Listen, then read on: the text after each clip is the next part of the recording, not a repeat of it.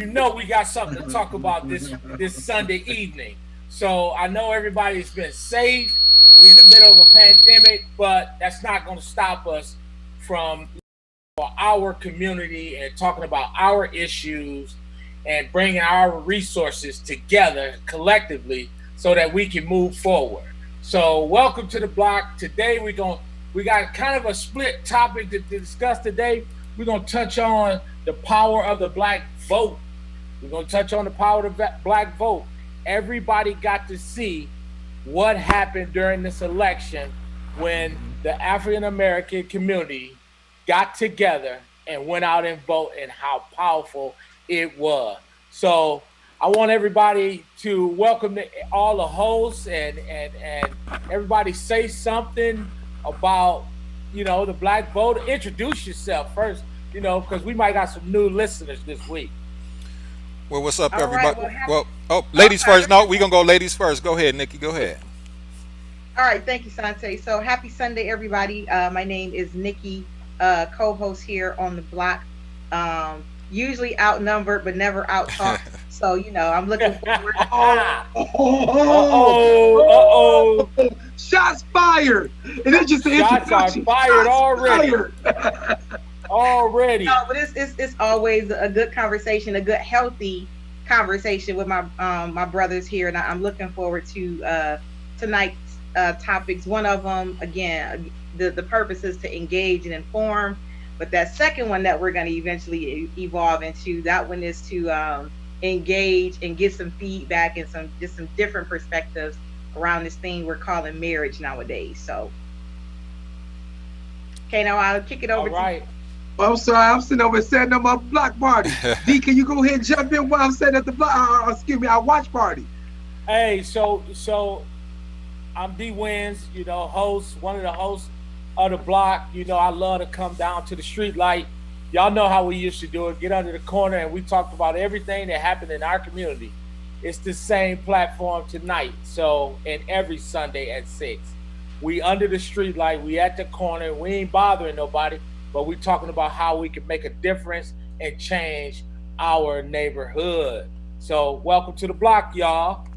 All right. Here we go, man. We go on Facebook and YouTube today, man.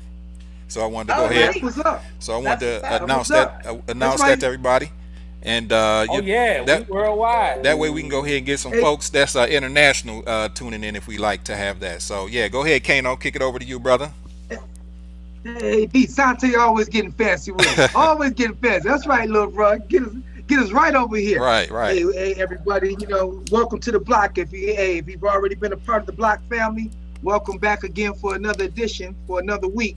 If you're new to the fold, look, we're happy to have you come into the house. So, thank you for even taking the time out on your Sunday afternoon to go ahead and check us out and go ahead and hear some of this great dialogue. And we also love to hear some of your great input too.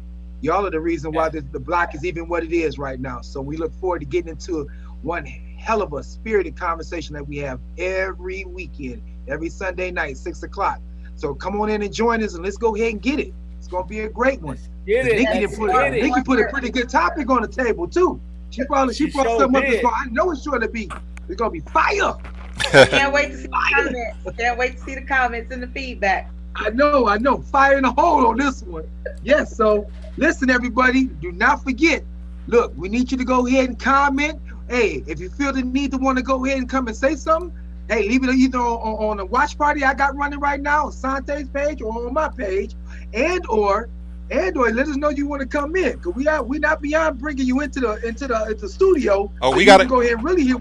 Hey, we got a YouTube comment from Current. I don't know who Current is, but thanks for tuning in and keep on commenting. You know what I mean? Yeah, keep welcome on commenting. to the show. Welcome to the block. That's what I'm talking about right there. There it is. All right. There it is. Yeah, all right. It's going down. So yeah, y'all, hey, this past election, we just witnessed the black community really getting out there and putting the voice out there, really letting the world know that, hey, we do exist and our lives do matter and we do have a say-so in what goes on in this United States here. So what do y'all think about, the whole black community? I mean, one, I applaud all those who went out and voted and exercise their right. I truly applaud you, and keep doing that. Don't stop. Don't stop doing that. But now we Mm-hmm. got to bring this thing down to fixing our neighborhoods and fixing our Mm-hmm. schools, and we need to talk to those who are in political power to make those decisions to, for our urban schools. They're getting less money right now, where they were getting less money before COVID. But now Mm-hmm. we need to come back to the table, and we need to reform how we put those dollars into the urban setting so that our kids can be more marketable and be able to compete. So, I mean, what do you guys Mm-hmm. think is next for the Black community as far as the political background, the voting, and talking to those local officials? Hmm. So the Well, first thing, no, go go ahead, ahead, Nikki. Kino. No, go ahead, Nikki. No, go kick it in. Go kick it off. Well, the first thing I'll say is that we now have, in real time, recent time, the power of the Black vote. I mean, you can Google, you can Google the map and see just how significant the Black vote was across the country, specifically in Philly, Michigan, and Georgia. So we no longer have to harken back to days before we were born.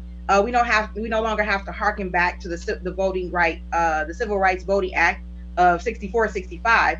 We can say that in 2020, Black people collectively change the map, the voting map. So for us, I think it's time that we stop saying my vote don't count, because collectively we've seen Right. the power in our vote. Our vote does count. Our vote does matter.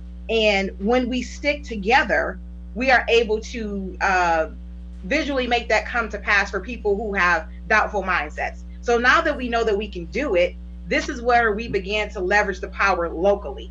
This is where the same people who were in the streets, foot soldiers, getting people registered to vote and getting people to the polls to vote, this is where we now come in to prop them up, if you will, and say, okay, what's next at the local level? So I think it was extremely, it was moving, it was telling, and I think it was indicative of us as a collective unified voice, which we have not seen in a very, very long time. We saw it with President Obama, but I think this time it resonated more because there was more at risk with 45, Cheeto 45 being in office. A Cheeto Yeah, 45. yeah. Keto 45. But Hey, she's spot on, OD. She's spot on. The bottom line spot to it on. is, Spot on. it was about time. Listen, y'all. Yep. We have made, I swear to God, so many people wouldn't sacrifice and gave so much for us to have the free right to go ahead and shoot, uninhibited, to be able to go ahead and go to a poll and be able to go ahead and cast your vote for your voice to be heard. And I swear, as tough as people fought for us to have the right, is as tough as some of this generation is fighting for them not to go ahead and exercise that right. And that is absolutely criminal. And because of that standpoint, and if for the record, for all the individuals who said my vote, we don't vote because our vote don't count. Look what you just did. You just affected a presidential race, the highest office in the land, and you just affected it. And you can't go ahead and say it was nobody else, because when it all got down, the bad part about urban communities is we take forever to get our votes in. The good part about urban communities is once our votes did get in, you see what we did. So you can't go ahead and say it was somebody else to go ahead and try and claim the reason why that vote happened the way it happened. Atlanta, you showed up huge. Philadelphia, Huge. you showed up huge. Detroit, you showed up huge. I know, Nikki, put your hands up for your city. Because Well, the bottom line to it, those electoral college, it is a monster. That electoral college thing, I mean, realistically, think about it. Last election, Trump, Clinton, you had a 2.6 million vote difference. And that man and Trump still won. This year, I mean, man, this year's been a record. I mean, with he's getting pretty close to 7 million votes now, difference between where we were, popular vote, but look, the electoral college, and we were still hanging on the balance, for us to go and be able to win the election, because the electoral college. maybe, has a yeah. comment. Well, maybe one of you or three can go ahead and address this, because I want to show the YouTube. We getting some fam coming up in there, so I know you guys can't see those comments, so I want to go ahead and bring this up, and maybe one of y'all can take this. Please. All right, this is from Current. Absolutely. Current said, he said, I think the black man, woman, we need to take control of our land. Voting won't fix things for us nationally per se. And Trump just signed what is called the Establishing the President Advisory 1776 Commission, and it's pretty much getting black and brown children in schools to promote the narrative. So I mean, I don't know if you want to break that question down or statement, what he was saying, but I guess that's the argument that most people saying. You know, the voting part is good, but it won't change things for us on a wide scale. We got to still own land and financial freedom and Oh, it absolutely changes things. Go ahead, Okay. Kano. No, go. You want to go ahead, Nick? Cause I'm damn sure going to hit him. I mean, Okay. not hit him. Like, Hey, Current. Current. Let the No, not coming at him like that. No, I mean, I want to go ahead and make sure we address his question or his Yeah. state. So Yeah. I would say that in order for you to affect change, you need allies. Black people as a whole, we have never depended on the government for progressive forward movement. We have never done that. Shout out to my HBCU graduates. I think HBCUs are Yes. a perfect example. We have never collectively depended on the government to do anything because we understand systemic racism. We know that this country was birthed out of violence. We know that policing was birthed out of slavery. We understand the transatlantic slave trade. So when you begin to go and look throughout history, we have always been on the bottom. The reason that the vote is important because when you have other people that can see the knee on the neck of George Floyd and life leave his body for no justifiable reasons, you give people pause to say, you know what? Black people have been saying all this time, you know, what we typically get. Put your hands up, comply, don't comply, keep your hands on the steering wheel, don't get smart. No matter what we did, we were still being gunned down by the police. So now that we have active eyes, the world, not just America, the world saw George Floyd die. Now you have other people who for years either ignored our plight, didn't believe it was significant enough. You can't do it anymore. The death of George Floyd will not allow you to be that ignorant. So now that we've seen that, and we've also come out to vote, you've got to be able to understand the momentum. So I'm not depending upon America or the government to change my plight current day. What I'm looking for is an ally. Because when we don't have it in a room with Trump, we don't have any allies in that room. And I do believe with the incoming administration, we will have people that will go to bat for us to put our voice on the table. We don't even have a place in the room. So I'm happy about that. It's not the end all to be all, but it is a significant step in the right direction. So yeah, owning your land. I mean, Black people, we not strangers to owning land. That's why I love the South. Loved going to Grambling State University. Kano, I mean, everything in Grambling was owned by people who lived in Grambling, who was from Grambling, went to Grambling High School, Grambling State, teach at Grambling. I mean, so we've got to get more educated about what it is we actually have versus saying what we don't have. I know a gang of Black people who own property, whether it's here in Michigan, state, family property that's been passed down through generations. So you can't let the fragmentation of our history, tell you that we aren't doing as well as we actually are.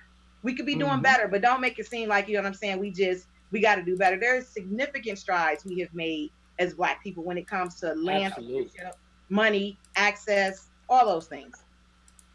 There's two, to piggyback off what Nikki just said, there's two huge components that we always have to consider when we start looking at advancement in America, especially for Americanized minorities, which will be the chief race, and that will be African American race, given the fact we built this country off of our backs.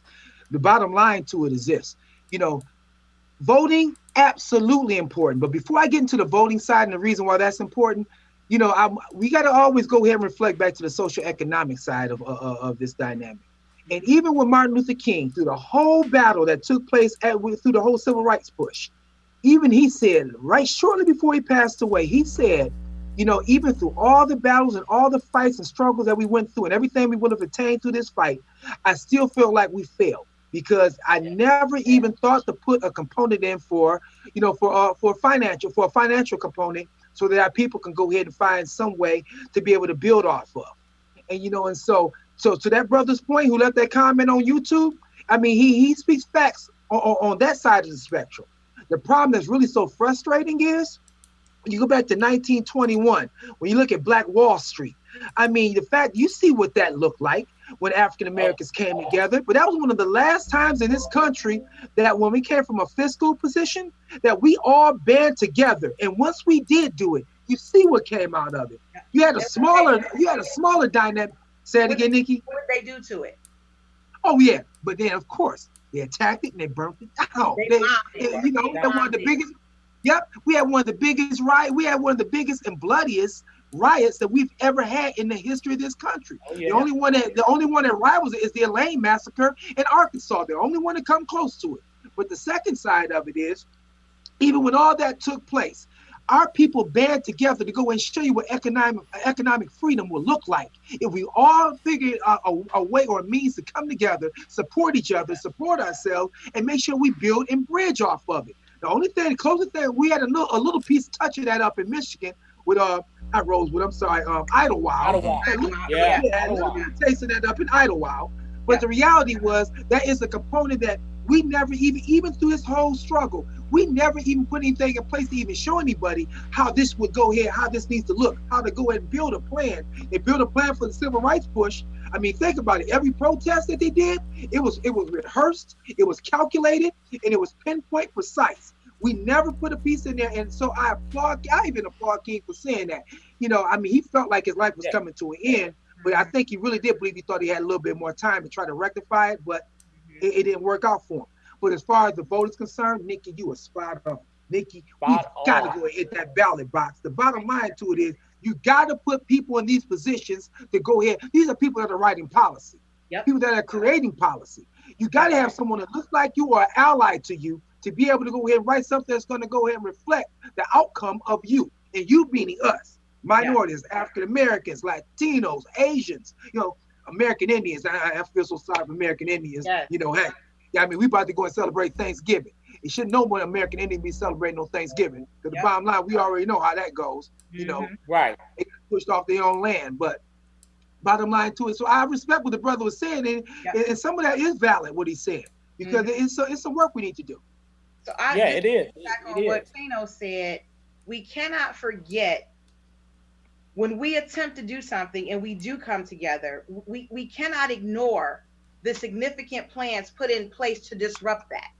What's going on in Georgia right now is key. It is also very reminiscent of what did happen to Black Wall Street. So just to elaborate on Kano's point, you had Black-owned hospitals, which were staffed with Black doctors, Black nurses. You have Black-owned dry cleaners. You have Black-owned banks, Black-owned grocery stores. This was the epitome of the Black upperly mobile, middle class to upper middle class. And because of the accusation by a white woman, all hell broke loose. So let's not act as if Black people ain't never got their shit together. Because every time we turn around in an effort to get it together, here they come in an effort to dismantle it. Let us also not forget about Rosewood. My family, great-great-grandfather survived Rosewood because when that white woman screamed rape, my grandfather, great-great-great-grandfather, packed up the wagon and the family and said, it's about to go down, we're going to Mississippi. My family fled Rosewood because of the massacre that it was getting ready to take place. So, and Idlewild, right? Idlewild was also known as the Black Martha's Vineyard, what Martha's Vineyard currently is now. The Black creme de la creme, Muhammad Ali, Aretha Franklin, Harry Belafonte. This is what was popping off in Idlewild, Michigan. So I think it would behoove us to understand and know our history, right? And we can also look at the Veterans Act, right? The VA Act. When veterans came home from war, those veterans loans allowed soldiers, allegedly, to get a home with no down payment and no credit check, except for Black soldiers. So the middle class, the white middle class, much of it is prompted in Michigan, is built on the backs of the UAW and that VA loan. But they weren't allowing Black soldiers to get VA loans. So we've got to get out of this mindset that for somehow when something good comes along, we don't take advantage of it. They don't let us. And you know why? because historically, up until recently, we've not been banding together to demand it. And again, I think that representation of that black vote recently is going to change that. Absolutely. I totally agree with with everything that was said. I mean, as a people, we really got to start looking at coming together. We got to get out of that crab in a barrel mentality. Number one, that we got to erase that. It don't exist anymore. All those past things that was said about us don't exist anymore. And now we got to start getting our proper place in the economic sector. That's just the bottom line. Absolutely. We just got to do it. I'm with you with that, D, and what everybody said. And just as a caveat, not to deviate, for us to show that we coming together, I need everybody that's on Facebook. Just don't chime in and make a comment. You need to share it. You need to share it on YouTube. Sure. You need to hit the thumbs up button. You know what I'm saying? This is how we support each other. I mean, little things like that don't even cost you nothing. You know what I mean? So just hit the like, heart. If you don't like it, hit the angry face if you don't like it. But you know what I'm saying? Go ahead and hit the like button and subscribe, because this is how, you know, we get the platform to grow, and we get words out like this of encouragement, education, entertainment, whatever you want to talk about. This is how we do it here on the block. So I just wanted to bring that in there, you know, and let them know that. Yeah, this is how we support each other. It don't really take hard to support each other. It's not really hard to do so. Absolutely. But Sante, thank that brother too for, you know, chiming in, because I know it's our first time transitioning over to YouTube as well. Yeah. You know, which is great. Yep. And we appreciate it. We really appreciate do. We're yeah, most definitely. We appreciate everybody's comment. I mean, that's letting us know y'all in the room, y'all at the corner with us, and the street light haven't came on, and Big Mama ain't yelling yet. I love Big it. Mama start yelling. You better start running when you hear that buzz on that light. We all gonna be running. I'm telling you. Because you know, she's surgical with that belt. She's surgical. Surgical, right? Hey, we got a comment from Juju. Agreed. Policies and laws need to change, but voting for these elites who are not actually for what we want and need is not going to get the change that we want. The key is to get into position of power. How do you get into can we? Yeah, I mean, but the reality is, for you to go ahead and do that is this, and this is what I keep telling people. Look, I'm being real transparent. You know, I would be considered a Democrat, but I'm not a blind Democrat where I'm going to go ahead and vote for someone because they had a Democratic tag. I'm voting for what I believe is going to be best for, you know, our push. You know, and our push means, you know, minorities. You know, I'm just being straightforward about it. But here's the other side of it, though. The thing with it is, look, if you don't like the candidates that you have up there, I can't say Joe Biden was, you know, oh my God, he's number one draft pick for me to be my president. I'm not saying that, but the bottom line, he was the best for what we had left. If you think there's somebody out there that you feel would be better suited to go ahead and push us into the next 4 years, you can start getting them behind the finding that individual, getting behind them, and encouraging them and bringing them and pushing them up from a financial standpoint, because it's going to take financial to go ahead and be able to put them in the right position to be considered for the next, upcoming election in 4 years. But you need to go ahead and get started on it now. Don't be talking about it, because people talk a great game, but when it's time to put that energy behind it, man, y'all get real ghosts. It's crickets and tumbleweeds. So. And I think also we gotta understand, you know, what we can do. You know, number one, I mean, these local politicians and government and mayors and all these people, we need to be talking to them. You know what I'm saying? I mean, we talk about the presidency, but these people that's under all of that make a lot of decisions that impact us directly. Yeah. And I think we need to know that, hey, number one, hey, get them email addresses. Start emailing them. Send them a message. Expect a response. Expect a response so that something can change right then and there. And then that's what we need to do as African Americans. We need to bring them to our forums. Instead of us chasing behind them, trying to catch up, they're not returning calls. We need to start really like knocking on the door. Now, look, we put you where you at, but you need to talk to us about this issue and demand that. Not so much disrespect, but demand that we have a conversation so some real change can happen. That's And I right, D. think collectively, because when you look at our community, we don't even like in the earlier days. Our parents went to school board meetings, city government meetings, and things of that nature. Not anymore. We don't. We just Yeah, kind of. I It's just what know. it is. What it is. But now that we see that our vote and our voice matters, we got to keep the same energy and just show up. Mm-hmm. Show up. And that don't mean show up and be ignorant. Don't be ignorant. Show up and just that's what you feel. And respectfully, and just know and expect that they heard what you said so that the change can happen. And I think if we start to do that, we'll see even greater change locally. But we don't go. We make excuses, or we come into place and we talk loud and start being disrespectful, cussing, and all of that. We don't have to cuss. We don't have to threaten anybody no more. We can just demand what needs to be done. We need to talk about this. Because if they can't deliver, guess what? There's another election coming next year. Guess what? You out of there. Yeah. And we won't forget what you said and what you didn't do. Well, how much? We are, With that being, go ahead. yeah, I'm sorry, D. But with that being said, yeah, there's another election coming in 2 year terms, 4 year terms, and all those types of things. But how much more time do we really have? You see what I'm saying? Yeah. We say Yeah. How many more? How much time? Sunday- How much time do we really have, though? How many more elections we got to go through? How many more? We will have as long as it takes because we have generations of people behind us. See, that's the thing. That's what our ancestors knew. That's what the people who got out in the streets and marched and bled and died and took billy clubs upside the head for and were jailed. They knew that they had generations of Black children coming behind them. And so we've got to think about this because guess what? At the end of the day, you might go out and fight the good fight and not see a return on your sacrifice. That is, and Cato knows that more than anybody based on community work. The number of kids that he engages with, he may not see a return on that investment of time until those young men and women are 30 years old.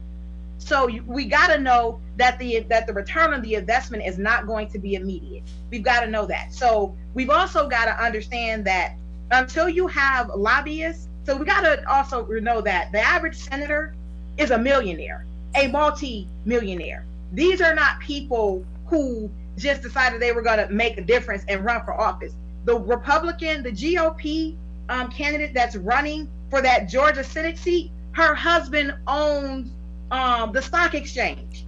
Do y'all understand? Her husband owns the stock exchange.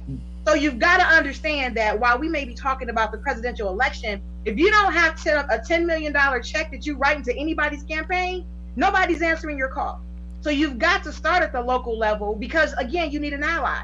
You've got to say, listen, if we vote you into the city council seat, this is what we need you to take to the governor. And when you take it to the governor, this is what we want him to take to the president. See, we think because we voted in the presidential election, we got it straight. This is not Jesus is on the main line, okay? This is not Biden is on the main line. This is, you got to start locally because we don't yet have lobbyists and interest groups who got $100 million to give to somebody's campaign.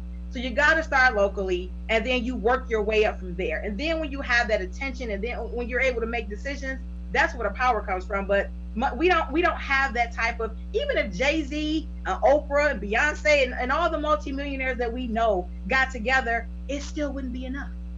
It wouldn't be enough. So we've got to leverage our voice to make that count as if, I guess you could call it our dollars. Our voice has to be our dollars. That's right. There's levels, but there's levels to this, though. There's absolute levels to this. And the bottom line to it is this: when we start talking about preaching and positioning people in political positions, that's the one thing that we're so far behind. Look, there's so many African Americans right now that push back. They fight so hard against just voting.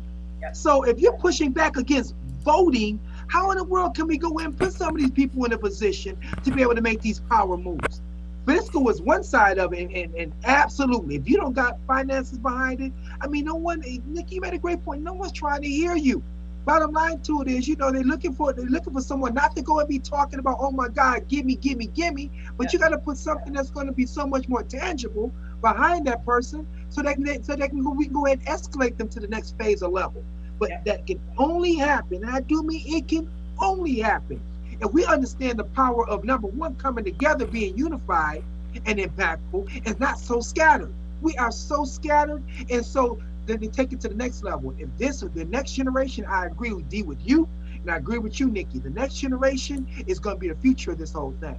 But if their mama and daddy is giving out raggedy messages in the household, how in the world can we go ahead and advance and push or expect better out of them? Because the people that they're looking up to, the one they idolize, is telling them, oh, don't you even think about voting. That's crazy and ridiculous. That's crazy. Yeah, and there was a comment made from Coco. We got to get out of that poverty mindset. We got to get out of that poverty mindset. Yeah, we're poverty for sure.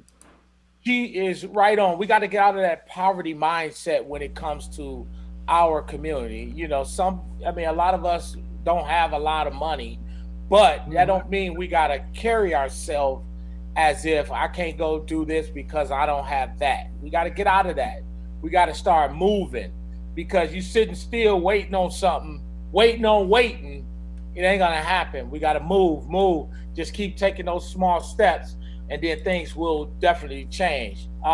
We got a visitor to the show, Brother Marlon Milton. Marlon, what's going on, Marlon? Hey, Marlon, what's happening, man? What's going on, man? We ain't talking about the platinum plan. We're not talking about Trump. We ain't talking about that energy today. Right. Trump gets no more energy. But we're talking about, just the Black community coming together and working with local government, looking at also changing some of the things that need to be changed in our own communities, like our schools, our city government, our school boards, and things of that nature. Right. Coming together and really taking a power move to talk to those political figures so we can negotiate or change the amount of money that's coming in the urban setting versus the suburbs. Suburbs getting about $12,000 per student in a school district. In the urban setting, they get $7,800. That's it. Okay. Yeah, but D also, to that point too, it goes right back to the electoral process. Right back to it. Bottom line to it is, these other cities, they go ahead and pass millages, which is something you have to vote on. Yeah, that's true too. We don't like to pass millages in our cities. Yeah. We like to push back on those so tough, and it's ridiculous. All you're looking to do is create a dynamic to go ahead and help the advancement. Like the youth rec, the rec millage we just passed. Beautiful. That's amazing. The sinking fund millage. Think about it. Before we got those building improvement millages passed, it took us 5 tries. 3 tries immediate, but 2 other tries a little bit further down the line. So 5 tries are going to get to. We got to be better with that. So that's the electoral process. And also, and just to piggyback on what you just said with the millage, and then we have to understand also that helps the property value. Yeah, absolutely. Because the thing is, it's kind of like the school district, for instance. Man, you ain't nowhere in the world a city's gonna have its highest property value when you got a raggedy school district. Right. Because the bottom line to it is, ain't nobody in their mama gonna go ahead and sign. Man, look, if I'm a homeowner, I'm a 25, 26-year-old married couple, and I'm looking to go ahead and find me a place to go ahead and become a homeowner at, and raise my kids, have kids and raise them. I'm looking for a place. One of the first things that, Nikki, I know you can tell me, Santi, I know you can, and D too. And I'm not sure, Marlon, if you have any kids like that, but if you're looking for a place to go ahead and call home, one of the first things you're looking at is your school district, how strong of a district it is. Absolutely. Yeah. School districts determine the tax base. So if you've got a #1 rated school in your district, and a family, to Kano's point, young family, or even an established family decides they want to move in, and that average household income is $200,000 a year, well, guess where they're going? They're going to the strongest school district, right? Yes. So again, you've got to think about, if the school district isn't strong, you're not going to bring a strong tax base. Without a strong tax base, that's the reason why the average student in Detroit gets $7,800 versus West Bloomfield, Farmington Hills gets $12,000. The tax base does not warrant that type of taxation. So we've got to be able to start, again, when you're voting and you start talking about bringing jobs to the city, you've got to be able to dictate and determine, who those jobs are going to come to and what benefits it will be for a company to come in. And that also goes back to workforce development programs, education, giving your young people a reason to stay in the city versus fleeing the suburbs. There are a lot of different components that come with being able to, you know, say you want a stronger tax base. But across the country, school districts dictate taxation. I got a private message that came through YouTube because some of the messages are screened. But it's, apparently, I think this is a Caucasian participant. He said he said basically, why is everything has to be basically white and black? Why just can't black people just pull up, you know, basically the proverbial pull up your bootstraps and do it, get it done. That's basically what he said in a nutshell. Can I answer that?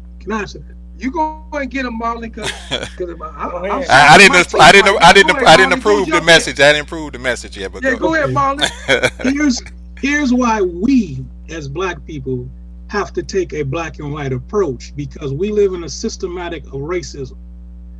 White supremacy is a forever plan that you probably will never understand. It's embedded in your culture, in your society. So when we raise our children, we do our children a disservice by not at least giving them the skill set and the mindsets to arm themselves to prepare for a system, whether it's going to be in a job field, in classroom, not to prepare them for what's the onslaught that's going to come at them. The little subtle things, like who gets funding. It's based which the young lady is talking about. Who gets funding? That's predicated upon race. You might not think so because you're not affected by it. You can't see it, but we feel it, and because we feel it, that's the reason why we have to arm ourselves with strategies to combat that. It don't mean that we hate you. We just have to be smart and protect ourselves. That's just only the right thing to do, because we've been sojourned in this country over 400 years. And this has been the thing, and the dominant society, which is white society, has a 400-year plan. We're still dealing with things that we talked about in the 60s. If I'm now in 2020 dealing with things I'm still talking about in the 60s, that means your white supremacy has had training from generation to generation on how to subvert and keep us in a particular state.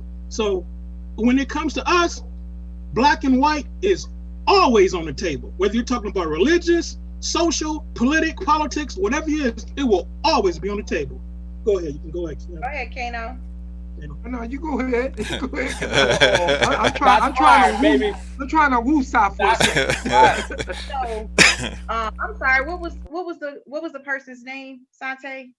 Let me see. Charlie 22. That's what it is on well YouTube. Said, though, Marlon. Charlie 22. Great points. So Charlie 22, thank you so much for your question. I do believe that your question is usually one that most white Americans carry with them. Why can't black people just basically shut up and pull themselves up by their bootstraps? And I would first like to say, because it's easy to say that when you have straps, black people don't even have boots. So let's start with that. And then the second point is, Charlie 22, it is not my job to educate you.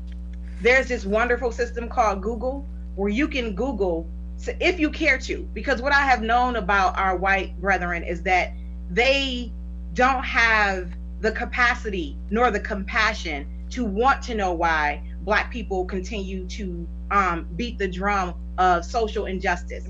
So if you want to just to help you out a little bit, you probably didn't know that it was illegal for black people to know how to read.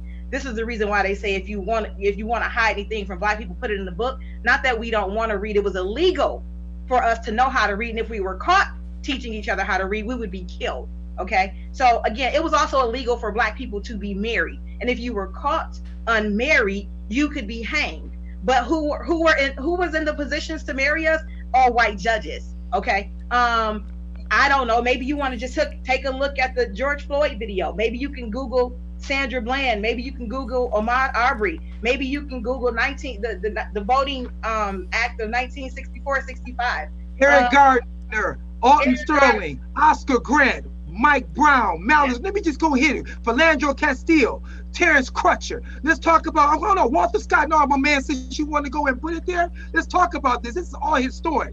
Rodney King, Malice Green. Let's throw these names out there. George Stinney, Emmett Till. It goes on and on and on. Ongoing systematic oppression that has plagued us from a national standpoint for years, from Asia, and it started back from the international slave trade. Worked its way up through the institution of slavery, periods of Reconstruction, Jim Crow. Come on, my man. Listen, my man. It sounds like white privilege statement. For the record, too. For the record, this ain't going out to everyone Caucasian. Cause I'm gonna tell you right now, I know some Caucasians that I roll with that roll harder for African Americans than we do for our own selves. So I'm not putting it out there. But however, my man, I don't want you to ever forget exactly what it is that my people have to go ahead and we've had to endure and gone through over these years. I mean, we talking about like George Stinney. This kid, I mean, and all of it seems to be, at the hand of some Caucasian individual alive on an African American. I mean, you're talking about the youngest kid to ever be executed on death row to this day he was electrocuted. A damn helmet didn't even fit on his head. And this kid was innocent. And so we talking about 78 years later, they decided to go ahead and exonerate him. Oh, really? Thank you. You want to go ahead and say that the kid was innocent? Okay, beautiful. He's gone now. These are the kind of things that we deal with. He said, I haven't approved. He said it sounds like I don't know which way direction he going, Charlie 22, but he just said he doesn't know. Basically, in a nutshell, sound like a bunch of excuses. The Irish did it, the Jewish community did it, and they both were oppressed. Yeah, the Irish. Hold on, my man. Hold on. Charlie. We're being trolled. My man. Somebody isn't stupid. We're being trolled. My man. So let's move on. Charlie. Hold on. But with this. Charlie. Let me just say this to Charlie 22. Yeah, you trolling us, big fella. Yeah, we about to go ahead and slide off for you because see now you being, because right now your mouth is speaking without the benefit of intellect. We got you. So that being said, well, we're gonna go. Let me hit you with this. There's only one race that can possibly come close. Can't beat it, but can come close to understanding where the hell we came from. That would be the Jewish. Because the Holocaust is the closest thing that you could ever go ahead and put up anywhere near the institution of slavery. Period. So with that being the case, let's leave Charlie 22. Hey, deuces, my man. It's been nice. I see somebody who is probably almost 400 pounds sitting with a bag of Cheetos with the orange on his hands, just like, shoving Cheetos. So he has nothing to do better on a Sunday at 7 o'clock. Eating some but pork the trollers. Trolling. And my thing, Charlie, thank you for stopping by.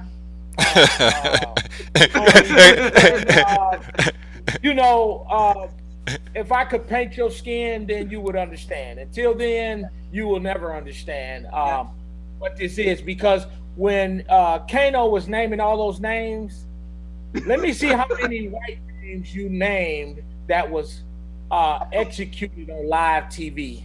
Let me see how many white names was shot beside. Speak on it, D. Just being peaceful.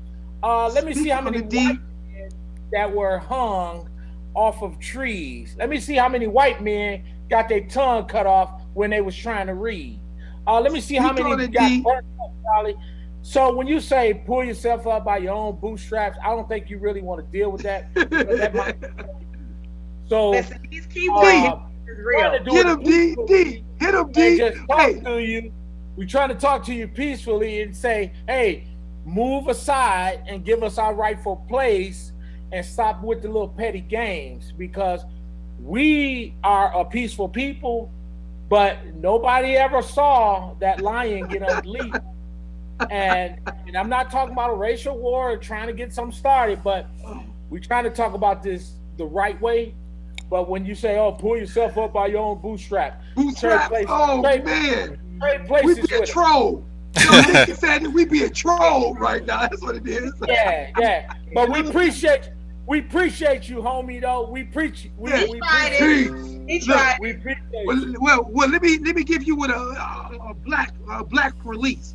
Peace. Let's go. Yeah. Another thing though, we named all those names.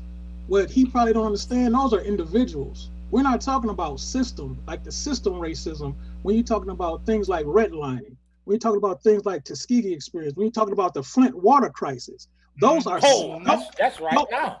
Those are system things that George Floyd, Tamir Rice, those are individuals, which you can see. But most of the time, the system things you don't get a chance to see. You don't talk about how you get a contract and how they got baked in the contract where in the next 5 years they're planning for you to fail. We don't talk about those type of things where they lock you out of certain industries. Those are system type of things that he don't have to deal with. He will never see that, but we feel that. And you're talking to professional people. Now we are professional. Now you're talking to everybody on here is pretty much professional people. Now you're talking to professional people, and if you take this group of people and you go take them to the Asian population, you take them to the Jewish population, you take them to your Irish population, they would not be having the same talk. It'll be foreign to them because guess what? They have their networks. They don't have to deal with systematic. They don't have to deal with what we have to go to on the job. They don't have to deal with that. I noticed he didn't mention the Native Americans pulling themselves up by their bootstraps. I know. The land we all celebrating Thanksgiving on. They got about a blip. Yeah, we ain't talking about that, but yeah, that's another chapter, another book. Charlie. That is. Last. Charlie. But that's another chapter in a whole other book right there. Right. Yeah, he almost opened up a can of you know what, but.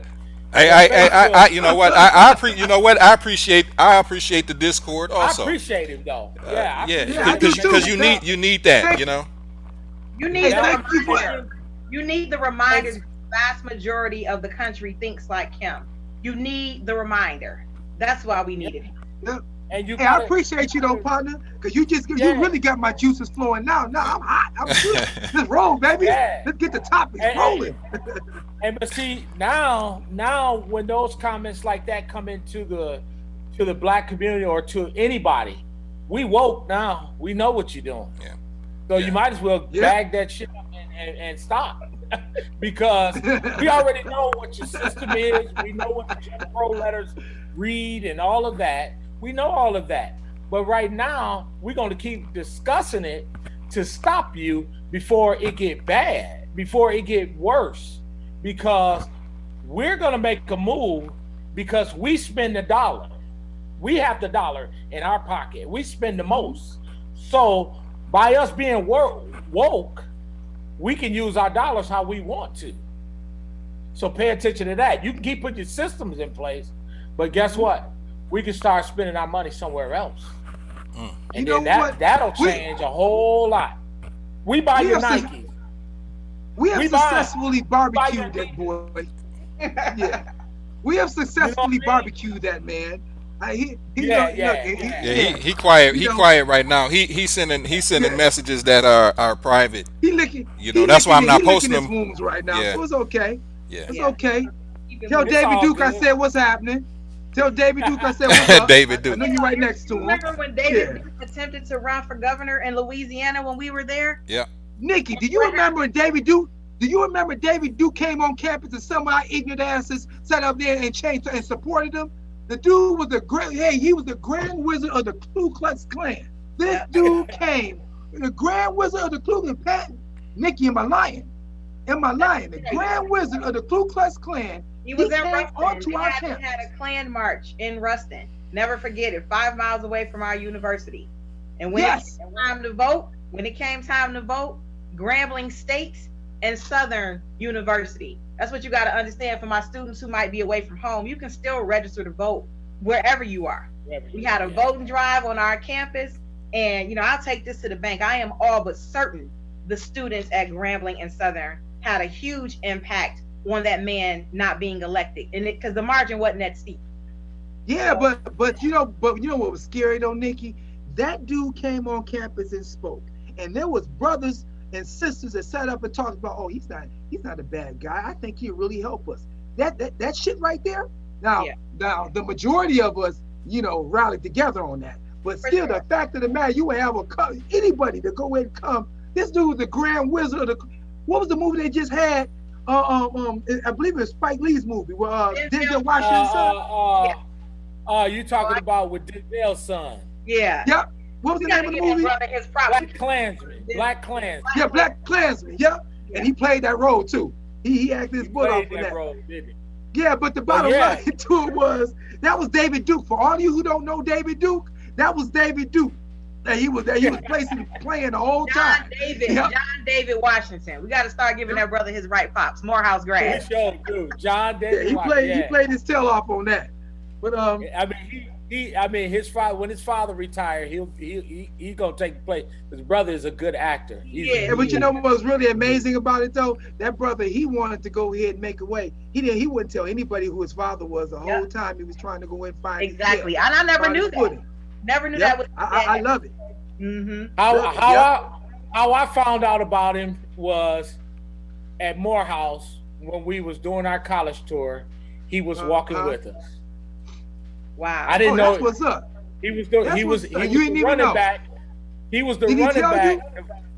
No, he didn't say anything until we were leaving. He was the running back at Morehouse College. He was a star running back. I mean, he had broke all kind of records. He's real good. That brother. I know he was a football star. Good young man. Yeah, he's a good young man. That's real cool. That's straight up cool. His role on Ballers on HBO. With Dwayne Johnson. He plays the heck out of that. Yeah. But we're gonna transition from that Facebook. But all in all, when it comes to the black vote, we all gotta you just saw it, so your vote matters and Black lives do matter. So we gotta start looking at our local government. We gotta start getting into our communities and start making a difference. And that's everybody. I mean, there's a lot of influences in our community, but we got to start paying attention to what's really going on and start paying attention to those who are making these laws and these decisions without your input on it. So we got to really, really get into that. But Facebook, I'm telling you, we loving y'all comments. Everybody's saying little things here and there. Stay with the block. I mean, continue to stay with us because, I mean, we're going to transition from this voting right here and we getting ready to go into some does marriage. Now it's about to get hot. Does marriage matter? Because, we watching everybody on social media and marriage is just not one of those things what people are talking about. Everybody's just talking about, I want to boo. I want somebody to lay with just for this moment. And they putting up these naked pictures and all of that. It's going outrageous, y'all. What y'all think about that? Does marriage? Hey, they sending these pictures with their COVID bodies. You know what I mean? Yeah. I was about to say something raunchy. I ain't gonna even say it. But no, but you know what, man? Marriage always matters, man.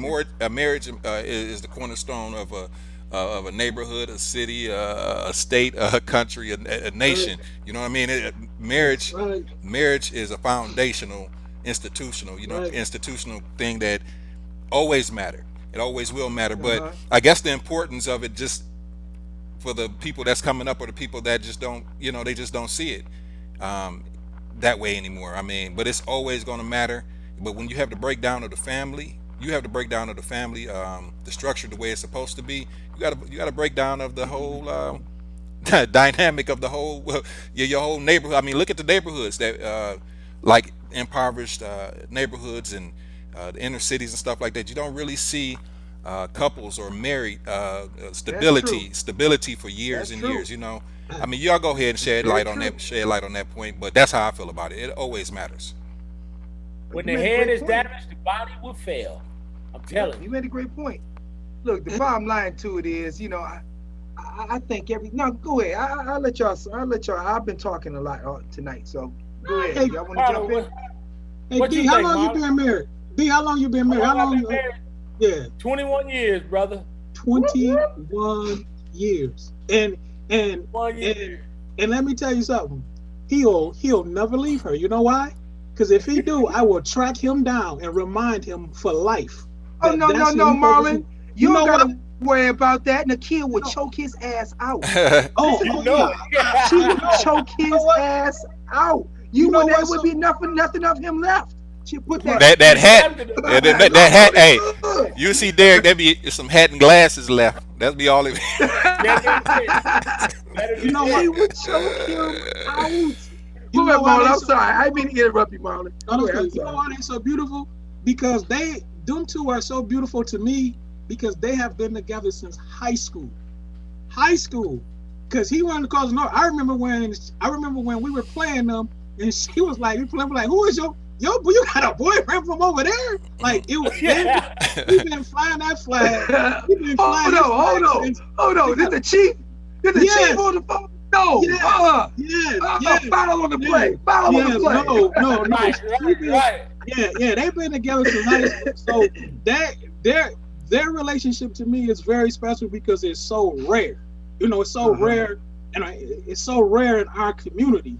And like Santi was saying, like I remember when I was coming up, you know, I grew up in a single family home, but I would look at my neighborhood, but I would go to my grandmother's house. My grandmother was married for like 60-something years.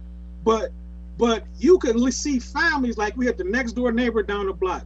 Somebody in our family was married. Somebody on the block was married. Like it was a couple of houses on the married. Now, the kids coming up, ain't nobody married. No uncle, no cousin, no brother, no sister. No one's getting married, and marriage is very relevant because we don't get the picture. I know couples right now that's been together over 30 years will not get married, and they're talking about building wealth. Other communities know this. Arabs know that when they get married, the marriage is a business. It's a business. It's a business. You run your home, you're running a business. Every culture know this. We're behind the 8 ball, and which again, when you get into the systematic from because of those pressures on us from systematically, the financial economics of it makes it that much more stress on the marriage.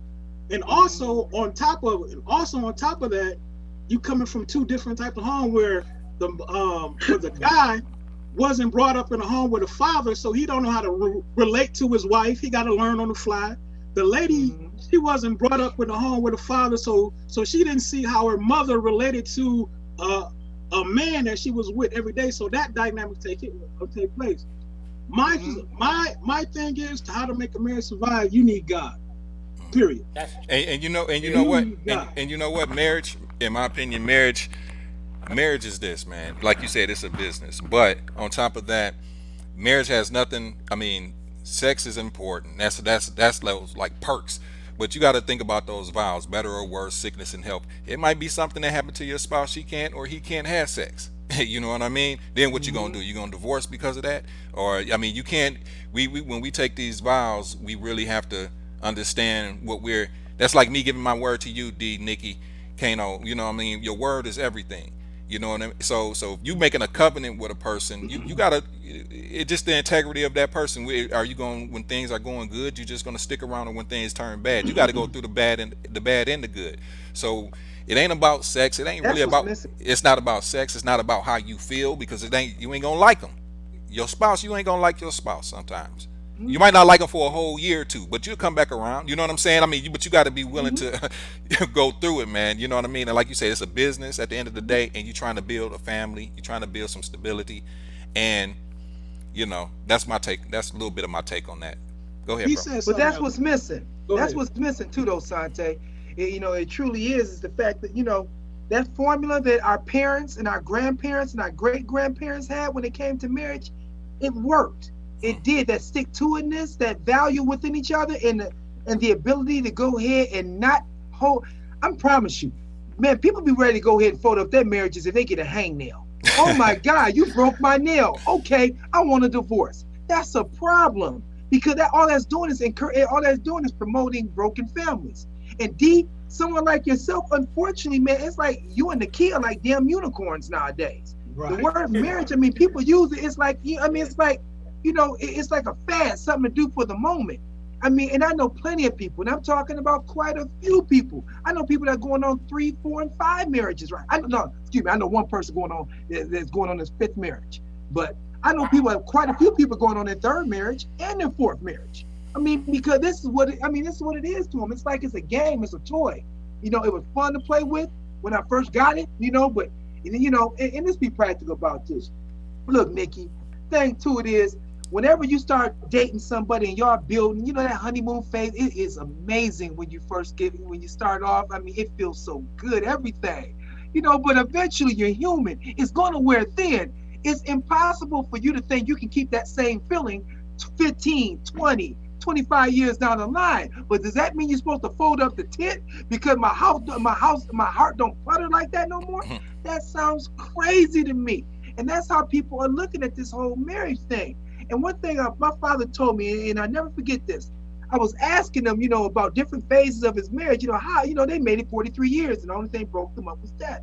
And I asked him, I said, Pop, how did y'all make it through this time? Because I mean, I know y'all, you know, I know there's times y'all wasn't liking each other, you know. He said, look, son, he said, I'm gonna tell you. He said, when we had y'all kids, he said, y'all were the common bond. You were common bond in our household.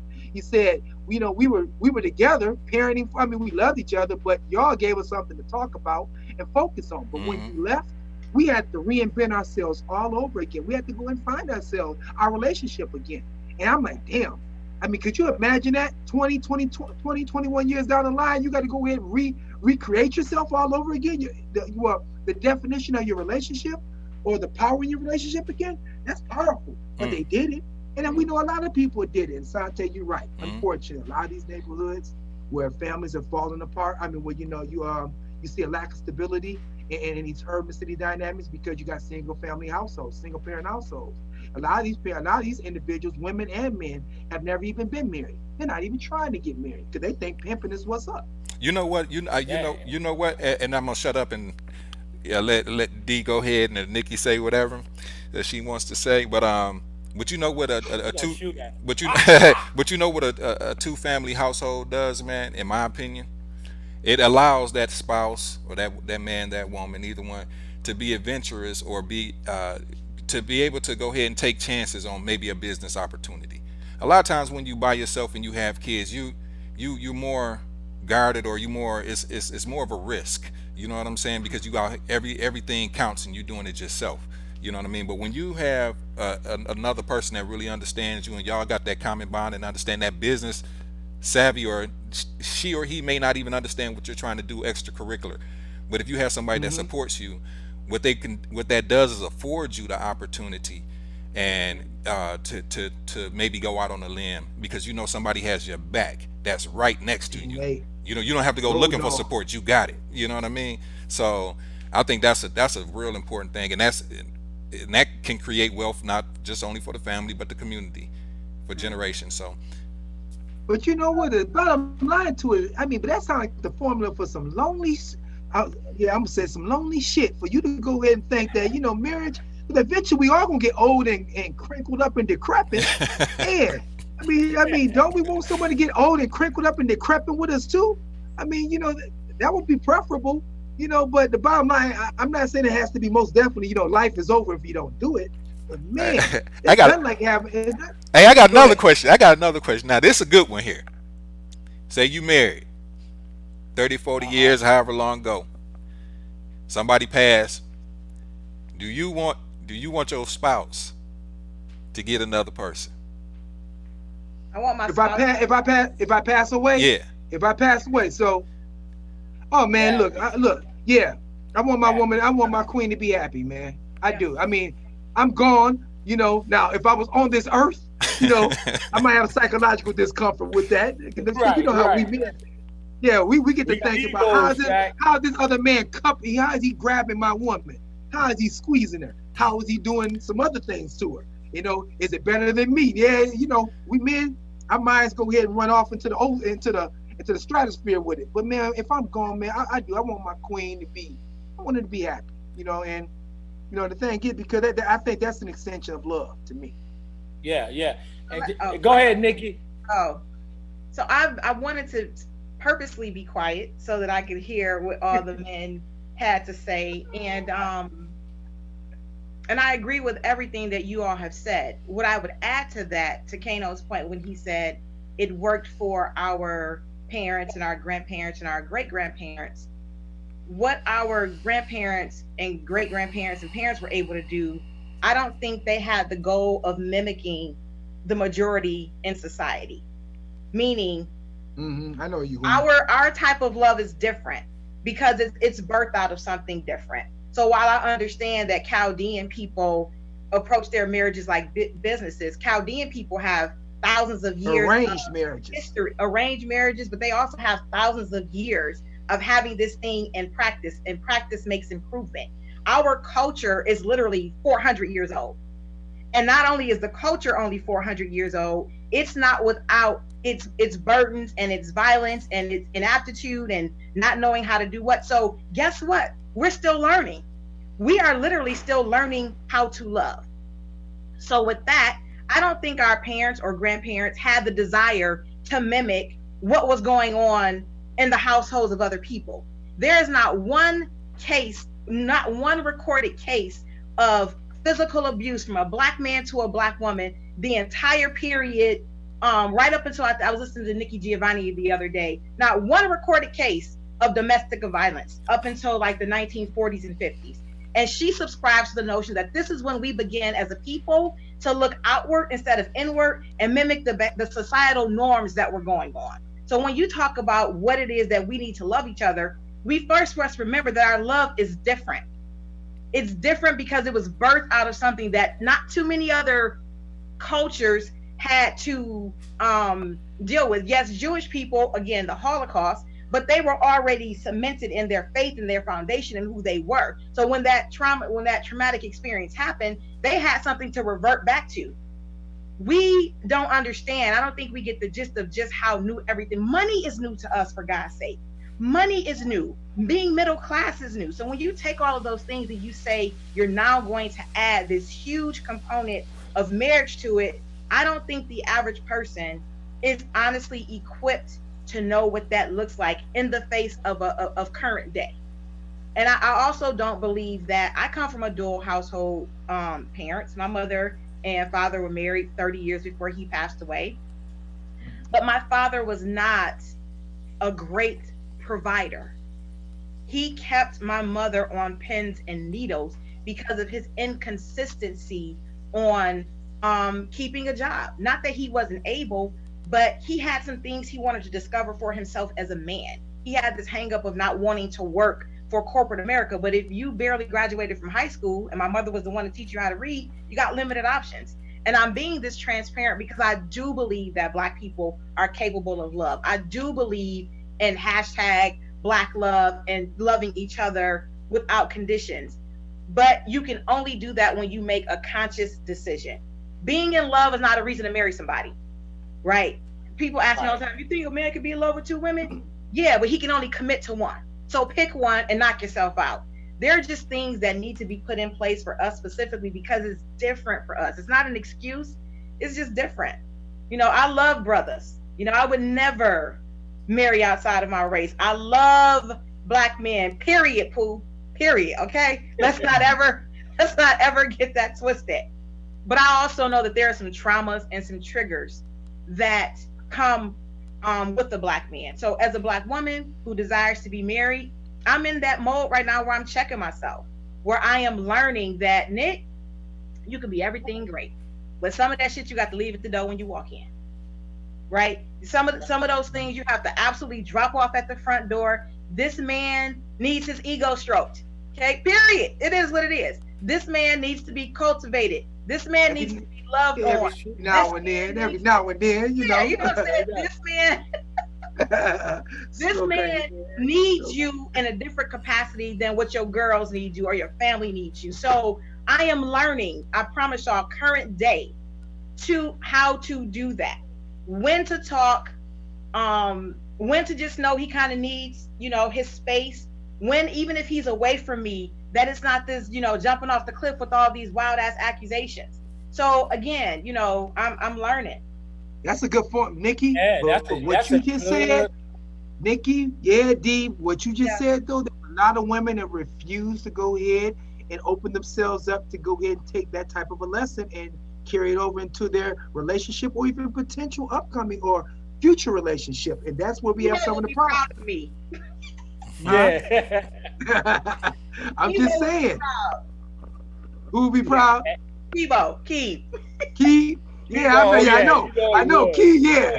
Hey, D, you got a couple comments here from Yero. Yero, what's going on, bro? Man, that brother always coming in with some good stuff. He said marriage should never be entered into lightly. Kids definitely change the dynamics of a single couple. You have to take that into consideration too. Then he said, my wife and I have been together for 17 years now. He said the struggles made us stronger. Yep. Hey, and that is so true. You heard it. You know the old saying they used to say, if you don't go through nothing, you ain't gonna get nothing. Mm-hmm. Yep. That's I could, and Marlon, even to your point, if you don't have God, it's impossible to be married. That's just I can't quite say that. Now, I'm a staunch believer in Christ, but no, this atheist that got strong relationships, you got to have you have to have a common bond. Whatever your interest is, if you could both be atheists together. Yeah. If you got a common bond, but you're gonna be tested to no end, and atheists can do whatever they want to do. I'm not put them down. Well, I just think marriage. Whatever. Whatever they want to do. But they can do what they want to do, but your relationship is going to be tested and tried. And I don't think the devil is going to be like, hey, she cheated on you. Go ahead and do some old off the wall stuff. Where would that spiritual guidance? Where would that righteousness? All I'm saying is that some people, we got to look at it that some people aren't spiritual.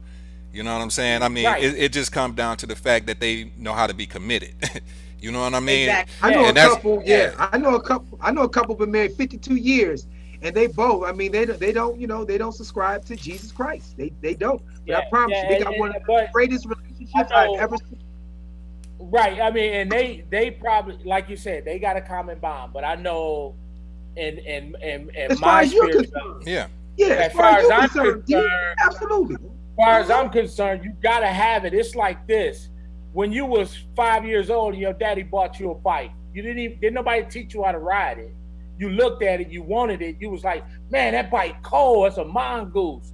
That's the best bike to get. Everybody, fellas know that. Years. Everybody know that in the hood too. Yeah, it's a mongoose. Your daddy buy this mongoose, but you don't know how to ride it. But you walking beside it, you pushing it, trying to get yourself up to get on there. Once you get on there, the ride is nice. That's that 1 to 3 years. You riding that bike. You like, you popping woolies. The chain break. Now you pissed off. The chain break. And they ain't taking you to Swin to get another chain because the mongoose chain gonna cost you $20. Mama like, hey, I'm not buying it. You shouldn't have been riding it like that. I mean, marriage is similar to that. Well, marriage. You gotta go. Hold on. We know D owned a mongoose. This is what we know from this story. Yeah, he got a mongoose. D, you own a mongoose, and you love that mongoose bike too. But I think also marriage is it's confidential. It's confidentiality agreement that a lot of people really don't think about. You got to keep people out your business. You can't be telling people the problems that you have. Go ahead. I know that Steve Harvey is not everybody's favorite when it comes to relationship advice. However, I will say this: him and Ice Cube, no matter how you feel about Cube and his timing, him and Ice Cube both said the same thing. Someone asked Cube during an interview because Cube, I think, has been married for 25 years too, somewhere in there. And the interviewer said, well, what's the secret? Cube said, we don't let nobody in our business. Period. It wasn't this long drawn out explanation. Our business is our business. Steve Harvey said, you take your wife's hand, you form a two-handed circle, and nobody infiltrates that circle. Period. That's no friends, rumors. So you've got to get to the point where marriage is a commitment. right? It has nothing to do with being in love. It has nothing to do with my biological clock is ticking. It has nothing to do with, well, I don't want to be the old fool in the club. Nothing to do with that. It is a commitment. And I think what I hear Dee saying is that the commitment is best made when you have some laws, rules, and regulations that's going to guide you through that thing, because it's going to be a challenge. I will never forget that I heard Bishop T.D. Jakes say that what he sees when he counsels people is that you don't know who you're laying in the bed next to in the bed at night. You don't know if you're laying next to someone who has been raped. You don't know if you're laying next to somebody, and that could be for a man or a woman. You don't know if you're laying next to someone who's dealing with things that you never would have known about them. So I think, and what I would hope that my future spouse, I'm gonna claim it in the name of Jesus. What I'm hoping is that he would be open to us not only doing premarital counseling, but also therapy. That is one thing that we are beginning to talk a lot about as a community. There needs to be individual therapy, and there needs to be couple therapy, and also marriage counseling, because you've got to know that your Black man and Black woman, they come in with some traumas, whether they realize it or not, they're coming with some traumas and some triggers. I know for me, I can't have somebody yell at me. It's a trigger for me. Once you yell, you shut me down, because that's what I grew up, right? That's what I grew up with. If you yell at me, we're disagreeing, and you begin to yell, I shut down. Into a man, that is perceived as, okay, keep talking, I got you. But that's not what it is. And I've been told that on multiple occasions. Oh, I feel like when we get into it, you act like a man, like I can take it or leave it. It's not that. You've triggered me. And so now I'm that 12-year-old girl that doesn't have a safe space to run to, so I shut down. So it has to be a couple different things when you talk about really getting into a marriage and wanting it to be your first and your last. That's what it has to be. You got to be some things in place. You can't just be excited about this wedding reception you done spent the grip on to invite people you don't really like, and then after the wedding reception is over, now y'all trying to figure out a plan. Can't be that. Well, I can see, tying what pretty much everyone's saying, in terms of when you're talking about marriage, you guys don't have to love the same thing, but you guys should hate the same thing. And that's going to tie into, like, if we have that, we hate the same thing. And we're deep. That's why when you're in, the principles have to be there. And for, like Dee was saying, the principles that are there for us. This is the reason why I'm so big on the Bible, because Psalms 119:9 said, "Wherewithal can a young man cleanse his way? By clinging into the Word of God." The Bible will teach you how to be a husband. The Bible will teach you how to be a wife. One of the things that the reason why I say that common denominator is because first thing I needed to know for my wife, who was her God? Because she needed to know me. Did I fear God, and did she fear God? Because if she feared God and I fear God, there is a common denominator. I don't want to disappoint him, because I understand how my Heavenly Father, how he would chastise me, and not only that, how I would let him down. So one of the things that the other cultures have, because they have their God, because they have their culture in place, they're able to develop certain maturity levels. We're coming into that, and the problem with us with marriage is our culture. Our culture is toxic. We can't be like other nations. We have to have our own culture. Part of the reason why we don't have our own culture, because we don't have our own rules. And I'm not trying to, this is my personal opinion, I'm going to give a personal disclaimer. I'm not trying to ride on anybody's religion belief, but the Bible is the only book that is written for a nation, how to survive in a nation. It comes with rules and regulations on how to conduct yourself in marriage, how to conduct yourself in business, how to conduct yourself in economically, in social issue, in politics. The Bible has all that. And for for people like us who don't have that background, or that background is fractured, that's why the Bible is very important. And one of the people that have done our community a great disservice, and I can say this because I am a minister, is that our priesthood has let us down tremendously. This should not be it's I lay it at the feet. All our political roles, all our social roles, all our economic roles, it has to be laid at the foundation of our priesthood, because our priesthood, as a priest, you're the one that say, when Two Live Crew want to come out with a naked person, you're the one that have to stand in the gap and take the heat and say, that's you shouldn't be treating that sister like that. You're the one that have to stand in the gap and say, although Ice Cube made up a good song with all this violence in the NWA, you don't want to express yourself like that, young man. We're against that. Not reward it. Hey. Not pay them. Not put that behind. The culture itself is toxic, and it's producing toxic relationship. Now we're having, hold on, I'm gonna say this one more thing. Now we're having I'm sorry. Men and women in their 40s and 50s. I got married in my 30s. That's an old in the olden days. Like, that's like 10 years behind. Most other cultures, they come and get married in their 20s. They're already, think about it, they're already 10 years ahead of us and figuring out these roles. Because let me tell you, brothers, she don't come custom made. Sister, he don't come custom made. You got to go through some things. You got to mold each other. You're coming from two different households. My wife dry the dishes with the forks up. My mama said, make sure the forks go down. That's a battle in the house. Yeah. Hey, I mean, I'm gonna say, right. in all respect, Marlon. Go, I'm sorry, D. In all respect, Marlon, you know, and I mean, man, that's your belief. I mean, that is encrusted in your DNA as far as your religious beliefs, and when you apply it to the marriage dynamic, you know, I'm not here to go ahead and question that. Although I do feel like there's more fundamentals that go along with that, and you don't have to actually be Christian based for you to go ahead and have a strong relationship. I do not believe, and for the record too, I do feel like you need love in it. I think love, I'll never forget, an old woman told me this down in Gremlin. She said, listen, it's not that love should be the full basis of your marriage. He said, but love is that thing, that one thing that when you feel like you're at the brink and you're about to give up, that should be that one thing that makes you say, I can't give up because I need to, because this person, I'll be letting this aspect of me go. Yeah. He said, that's what love is supposed to go and present to me. I'll never forget that. Miss Patton, rest in peace. You remember in the cafeteria, Miss Patton? Yeah, that woman used to always sprinkle me with all kinds of wisdom. And so she hit me with that, you know, and so, but hold on, I want to go ahead and there's a few comments here too. There's some pretty good ones too. Dave, what's going on, my brother Dave Hawkins? You remember Dave? Miko, you know Dave, don't you, Nikki? Yeah.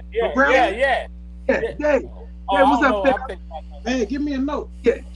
We said, what up, G man? Thanks for the invite. He said, thanks for the invite. He said, it's a real deal convo. I appreciate it. He said, wow, the internet is an Emma effort. But hold on, that's why, let me get to some of the comments he said about marriage though. He said, oh, and I am 25 years in the game. He said, she wise too. That's right. Butter it up for Miko, because you know what time it is, my brother. I got a bedroom for you, but you all the way in California, so that'd be hard. I'll airmail you a pillow, so you better go ahead and make sure you don't find yourself on that couch. and you got my brother Yero. He said, I somewhat disagree that marriage doesn't have anything to do with love. He said, even in the Bible, even the Bible tells you that living, I think he meant to say loving your wife is, he said loving your wife is also to love yourself. Okay, now let me give you a couple of these, and then y'all go ahead and take them. Come on, hey, what's going on, K Ray? What's happening? She said, where there is a toxic foundation, I guess two will build a toxic. Guess she was saying when there is a toxic foundation, it will build a toxic house. Said reading the Bible won't absolutely fix it, is what she's saying. And she said, and then he said, Dave said, I think she was just overstating that to make a greater point. I don't really think she believes that if she expounded further, she was just making a greater point. Love is the bottom. Yeah, love is the bottom. I think love is the bottom line. Would you leave your very best friend? He said never. That's what love means to him. And Nakia said love is the foundation. And Tracy said love is the foundation. Yeah. Everybody love is the foundation. So okay, I just gave you. It's going to be different for women. It's going to be different for women. It's going to be different for women. I wanted to put an asterisk next to. I said falling in love is not a reason to get married. Love should absolutely definitely be at the foundation. It should be in the rotating top three, because falling in love is a feeling. Loving somebody is an action. So when I said that, what I said was falling in love was not a reason to get married. People fall in and out of love all the time, but the commitment is what actually will sustain a marriage. The commitment is a decision. Falling in love is a feeling, and I don't need somebody to just feel a certain way about me. I need you to commit, and I think that's the difference. But what I heard her say, well, that's what Dave said. That's what Dave said. He thought you meant. So, yeah, thank you, Dave. But what I heard you say too, Nikki, was that I thought that was so that really because what we teach, like, a man can live without love, but a man can't live without honor. And that's what in the Bible, a woman can't live without love. Women, like you said that you were learning how to respect it, how to give honor to a man, and you said that you need love. That's actually accurate to me, because most women, they want that loving, that nurture, that virtue. A man, we have to have honor. Like if you disrespect a man, but that's what Nikki said. No, I know. That's what I'm agreeing with. I'm agreeing with exactly what she's saying. That echoes what she was saying. And I'm saying that is an accurate, that is a biblical foundation. That's what I'm talking about. Principles. Yeah. People see one thing when we say the Bible. When I say the Bible, I'm not talking about the letter of the law. I'm talking about the spirit of the law, the principles behind the Bible. You can be an atheist and still live biblical principles. It happens all the time. People live biblical principles. That's what we're talking about with the Bible. We're not talking about religion. We're talking about the principles of the Bible. That's why I said the Bible cannot be improved on, because the Bible is a book that deals with human behavior and different dispensations throughout history. That's why it's one of the most best documents to look at, because you're looking at human behavior. You're looking at relationships. You're looking at this. You're looking at that. So that's one of the reasons. That's one of the reasons why D and I keep talking about the Bible, because it's undefeated, and hurting people hurt people. Black men and women have to learn how to love past pain. We got to learn how to love past pain, because we come in with a lot of body. That's why this is my personal belief. I think a black man should be with a black woman, because you don't have to explain nothing. You don't have to explain why you got a crazy cousin. You got to explain why your uncle went to jail. You don't know. No, when I say explain, hell yeah, you better explain. No, listen. I think he's talking you about got a crazy ass, raggedy ass cousin. No, listen to what I'm saying. Uncle, grandma, great grandma. No, listen to what I'm saying. I'm sorry, bro. I'm sorry. I'm saying in terms of explaining, you don't have to explain to where I don't understand that dynamic. Like, because you're talking about cultural norms. Yes, right? yes. I got what he's saying. I want to mess with you. Explain to a brother why I got, a couple different toothbrushes that I don't use for my teeth. They're for my edges, right? You don't have to explain that to a brother. You don't have to explain why the pressing comb is on the stove to a brother. So, yeah. Oh, no, we got what you're saying. I was messing with him. I was just messing with him. I think, at this day and time, marriage is not really talked about, because our young people, a lot of our millennials, that's not their conversation. But that's something I feel everybody should have or seek or go after.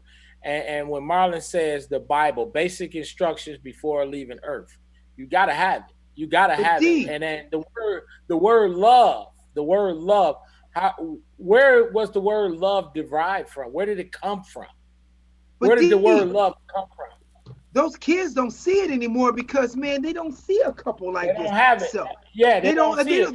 Those are the example. They not only do they not see it in their own households, they don't even see it in their neighborhoods anymore. That's right. This is really hard. You're hard pressed to go and see a married couple in a lot of these urban, in a lot of these. Let me use Pontiac as a whole. You are hard pressed to see married couples nowadays in the hood. You just are. And that scares me to death, because what example do our kids actually have to even strive for when it comes to the power of with the institution of marriage, or even the power of a strong relationship? I promise you. And then with us guys, because this ego thing clicks in, it's an honor code. It's an honor for us to go ahead, man, dog, I got about 5 women. I got about 6 women. That's what's up. That's hot. Me go ahead and honoring a commitment with one woman, that is not hot. Because that's not the way that, that's not that's being pushed in our neighborhood dynamics, in our schools, and in our circles. And that scares me to death because, man, I'm telling you, there's nothing greater than love if you find that. Oh man, come on, Yes, you right. grab onto that. I mean, that's a beautiful, beautiful thing to have. But But what comes with that? it's a one of the another thing I like. Nikki, you touched on this earlier. Something that I didn't figure out until later on in life. Therapy. For sure. A therapist, man. I'm telling y'all. I'm telling y'all. There's nothing wrong with it. It It's a will. beautiful. You It's will be you know, so a doctor. surprised.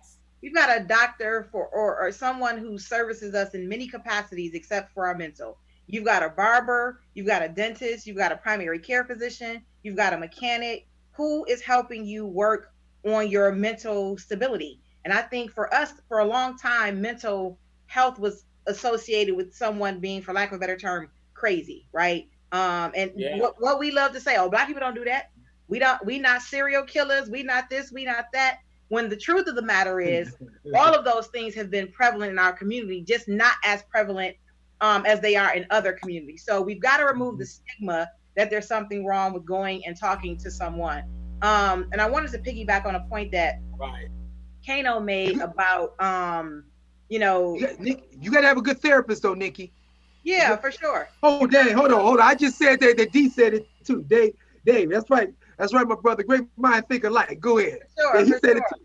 So one thing I would just like to, tell people that like D and Nakia, for the type of people that I associate myself with, are not unicorns. And that's a good thing. I have a lot of happily, healthily married couples in my life as a single woman. And I have been selective and I have purposely gone out and fostered relationships and friendships with these people, whether I met the wife or whether I met the husband first in a social setting or something like that. I have surrounded myself with people who have what I want. And so for me, it's one of those things where I know that it's not one of the things that we push because nothing is there. There's no, it's not titillating, right? When you're happily married, because the woman makes the decisions in the household about what to buy. That's not sexy. What is sexy or what seems to be easily attainable is somebody who got, yeah, I got 5 of them that I'm running Hey, through. not to cut him. I got another lady coming in. Is a friend of mine. I've known her for a while from Florida. Maybe this can bring some more perspective to it. All right, For guys. sure. Oh, absolutely. I'm gonna bring her Come on, in. join the block. We under the street lights, y'all. Okay, I'm admitting. Mama don't got her switch yet. She ain't got the switch out. All right, all right. But yeah, I mean, when it comes to this, a lot of people see Derek and Nakia on Facebook and everything, but that was a spiritual thing. Number one, to help shed light. You know what I mean? God, we both pray and we come together. We have big time fights. I'm not going to even sugarcoat it. We have big time fights. We're not perfect at all. We disagree on things of that nature, but it's that common ground that we talked about earlier, that love that we have for each other, and we find ways to work through it and then to make each other happy. Another thing we do, we don't do what the social norms say do. You know, like people get married, been married for 20 years, they sit in the house and all of that. If we sit in the house, we turn on the music, we dancing. I'm dancing with her. You know what I'm saying? If we having a drink, we having a drink. You know what I mean? We come out of that box of this how you supposed to act. This is what you supposed to do. You a woman and you got to do this, and you can't go out with your sorrows and all. Yeah, we don't do that. Why, We just why you think so many we people? just Why you think so many people right now? I think it's a fear factor on both ends, men and women. Though men don't want to get married for a certain reason, women don't want to get married for a certain reason. But I think the fear factor is probably upped at this time of date that we are in. What do you really think that's for, though? Asante, can I to your point? Asante, yeah. I was someone trying to just asked finish a my question. point. Oh, go ahead. Yeah, someone just asked a question. Go ahead, say it, D. I said I was trying to finish my point. Old knucklehead. Go ahead, D. Well, Go ahead, D. yeah, it was taking like 10 minutes though. I didn't know when you was gonna get there though. Go ahead, D. I got to the point. I got to the point, brother. I got to the point, brother. What point? I was closing, brother. Which point though? Go ahead, man. The point of the matter is, when it comes to love and people seeing things, love is the foundation, but we don't have to go with the norms. Everybody want to just all willy-nilly lay with whoever, do whatever, do with this, do that. I like the Bible. The Bible is not the foundation, all this stuff. But to me, when you really, really think about it, the word love was created by God. So you're going to follow it all anyway. God is love. You're going to follow that from the very beginning. So if you don't know how would you know what love is if you don't know who God is? God is love. God, the Bible said God is love. I just wanted to say that, but when it comes to my relationship, I'm just not the social norm of it. I like to have fun, and I'll travel, and I'll do things. And I suggest, even if you're in a boyfriend-girlfriend relationship, and I'm talking to the Facebook people, go out and have a good time. Enjoy yourself. Learn each other. Spend time with each other. Talk about the things that you've been through in the past so that the person don't have any surprises. And then move forward. Because what happens is, if those things don't get talked about from the past, they come up in the future, and then you're like, whoa, I just got hit with a curveball. I don't know what to do. And then you respond in a way that you're used to. May not be so popular. And it could go bad. It could go bad. And I want to share that. I just wanted to share that because we can talk about relationships and we can talk about love, but we also got to give people the experience. We got to paint the picture. We can ask 1,000 questions, but we got to paint a picture of what it looks like. And I was saying from me, because everybody see me and my significant other posted, and they think that we have this great relationship, which we do, but it took a lot of work to get there.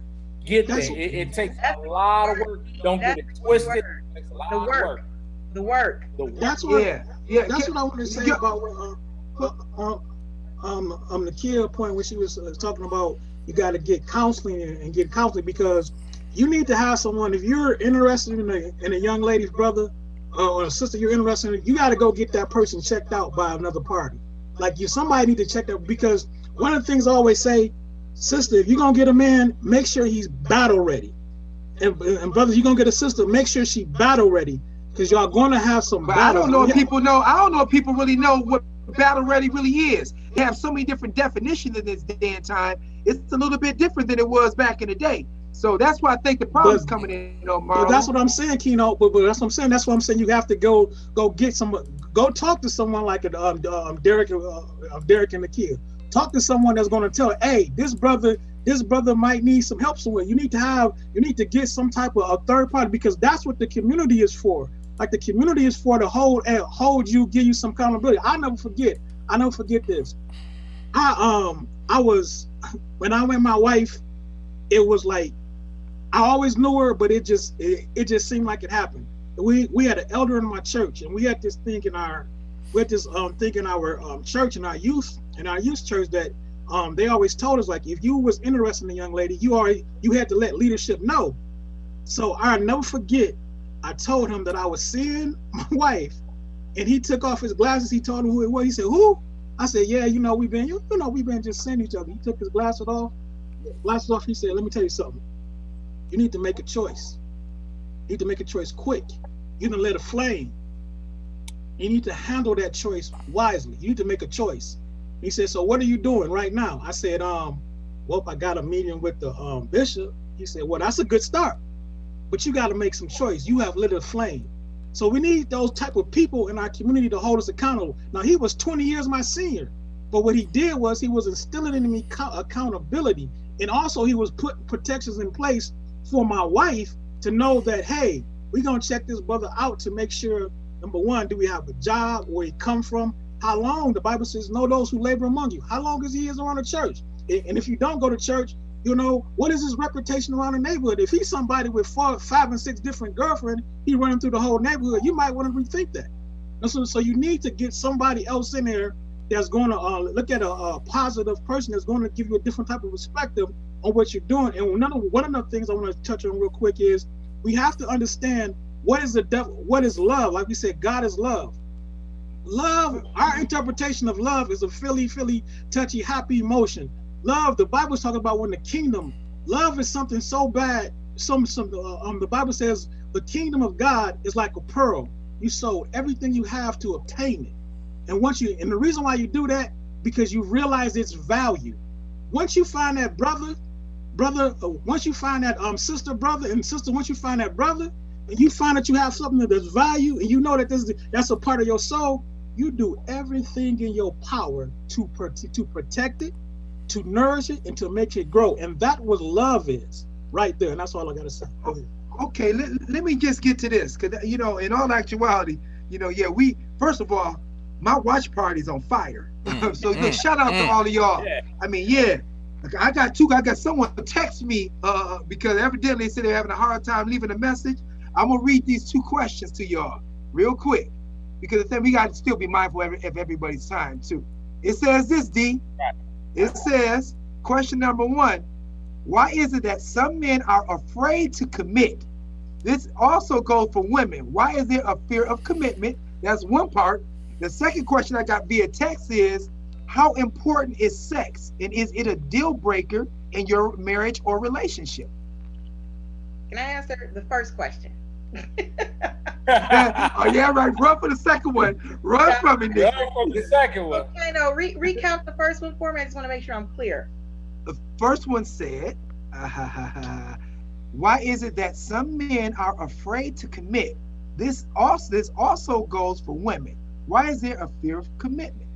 So I think that what I have learned is that I can only speak for myself, being 46 years old, right? So I have learned that for me, once I became a certain age, you kind of hear this thing, and women are definitely conditioned to believe that the clock is ticking and time is running out, right? You got to hurry up and find somebody, meet somebody, get married. And so I realized that in my straightforwardness, when I'm dating with purpose or attempting to date with purpose, that I was very upfront about what I was doing. And to me, it sounded like, and I felt like I was just being honest and transparent. But what it translated as to Black men is that either we're going to date and be on that path to get married, or we're not going to date at all. And so what I've learned, again, about the men that I've dated is that good people, great intentions, but men do not want to be told that they on a time clock to do anything. Now, I have never verbally stated that I'm only going to date you, and then after 90 days, we better be looking at rings. Never my intention. I never thought that I was coming off like that. But if I'm doing an honest assessment of myself, I've got to say my behavior definitely said that. If I'm telling somebody out the gate, listen, all of that, go with the flow, this, that, and the third, blah, no. I'm dating with the purpose to be married. When men hear that, they automatically assume that it's add water, him at the altar. And that's not what my intent was. So men do not want to be told what to do. And that whole, going with the flow and just, seeing how things go. As a woman, you kind of got to take that with a grain of salt, and you have to let a man's actions match his words. The actions and the words got to match. And so I think I won't say all, but I think some brothers are afraid to commit because, and I might be getting ready to get my card snatched from the Good Girlfriends Association. But I think that the position that a lot of women have taken is that we can move the way men do. And although we can, the repercussions and the fallout for us are different. And so I think that when you have women who are willing to explore their sexuality and be vocal about how they're choosing to move, whether or not they can or can't sit down, because what we have in income, based on statistics, we out earn Black men. So when you have the fact that you out earn us, now you telling us, you walking around singing WAP, what have you left us?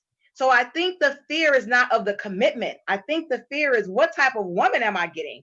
And if I'm being honest with myself, my grandmama wasn't always wrong. My mama wasn't always wrong. Sometimes you got to be a lady. And I know that goes against everything that we've been taught for the last 20 years, because we've been screaming independence from the rooftop. But I think it's not I don't think Black men are afraid to commit. I think Black men are worried about, in some instances, am I going to get a good woman?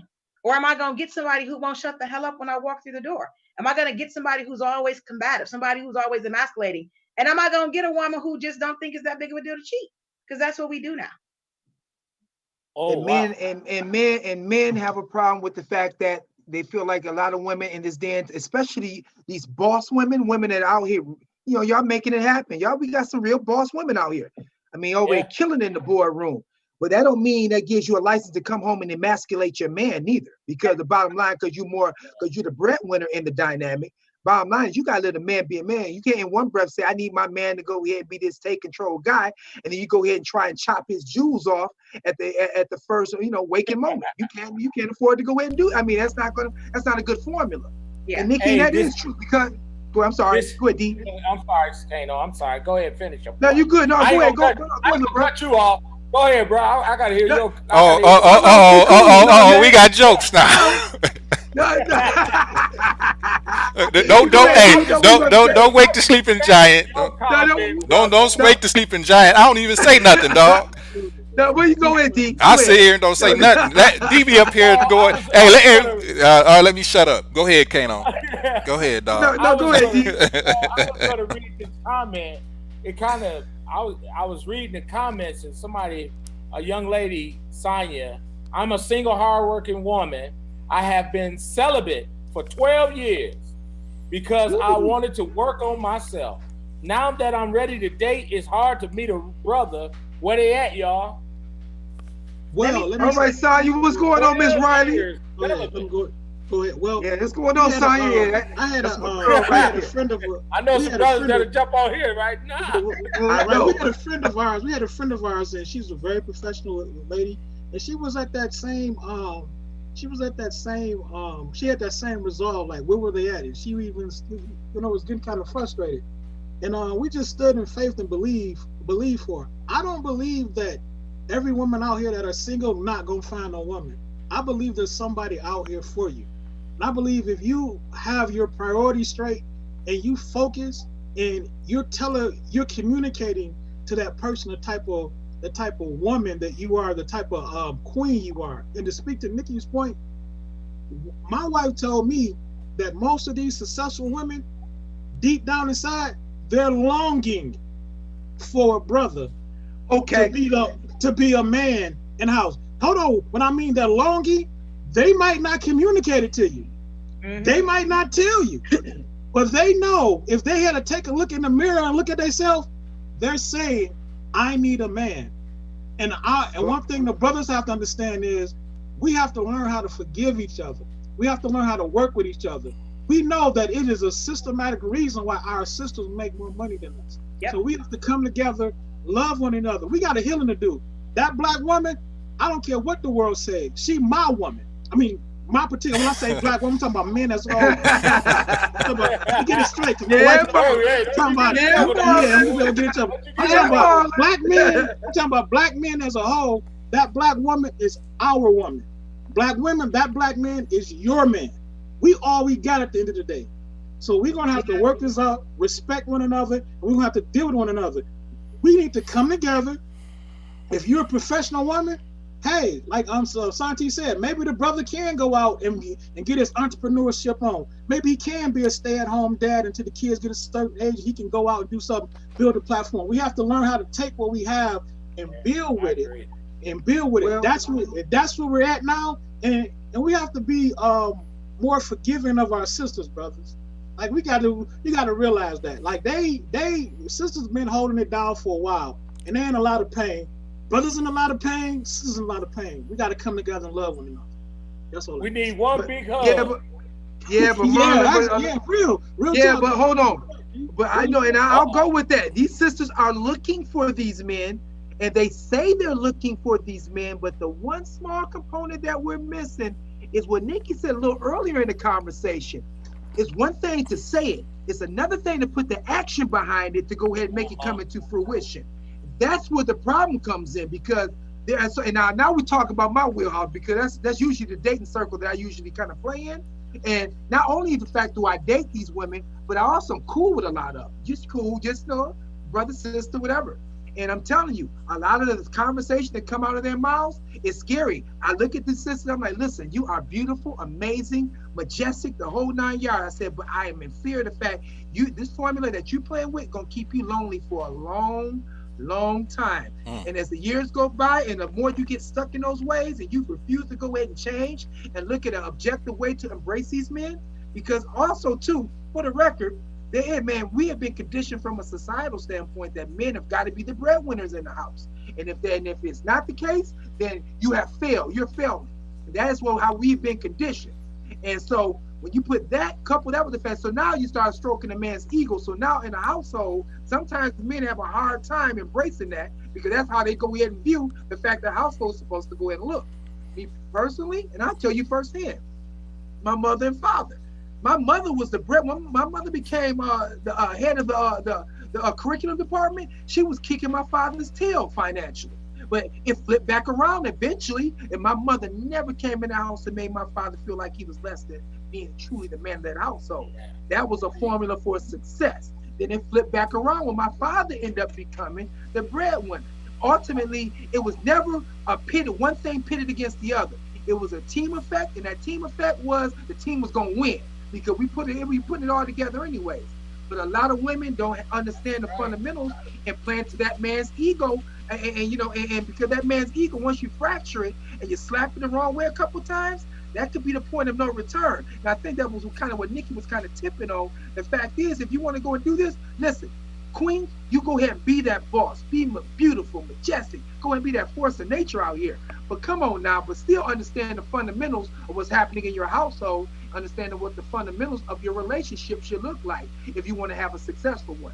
What's more important? Being the one coming in there rubbing in the face that I know I'm the woman, I'm the one in this relationship, bow down, or baby, come on, let's go and do this for 20, 30, 35, 40 years. White women do it all the time. White women do it all the time.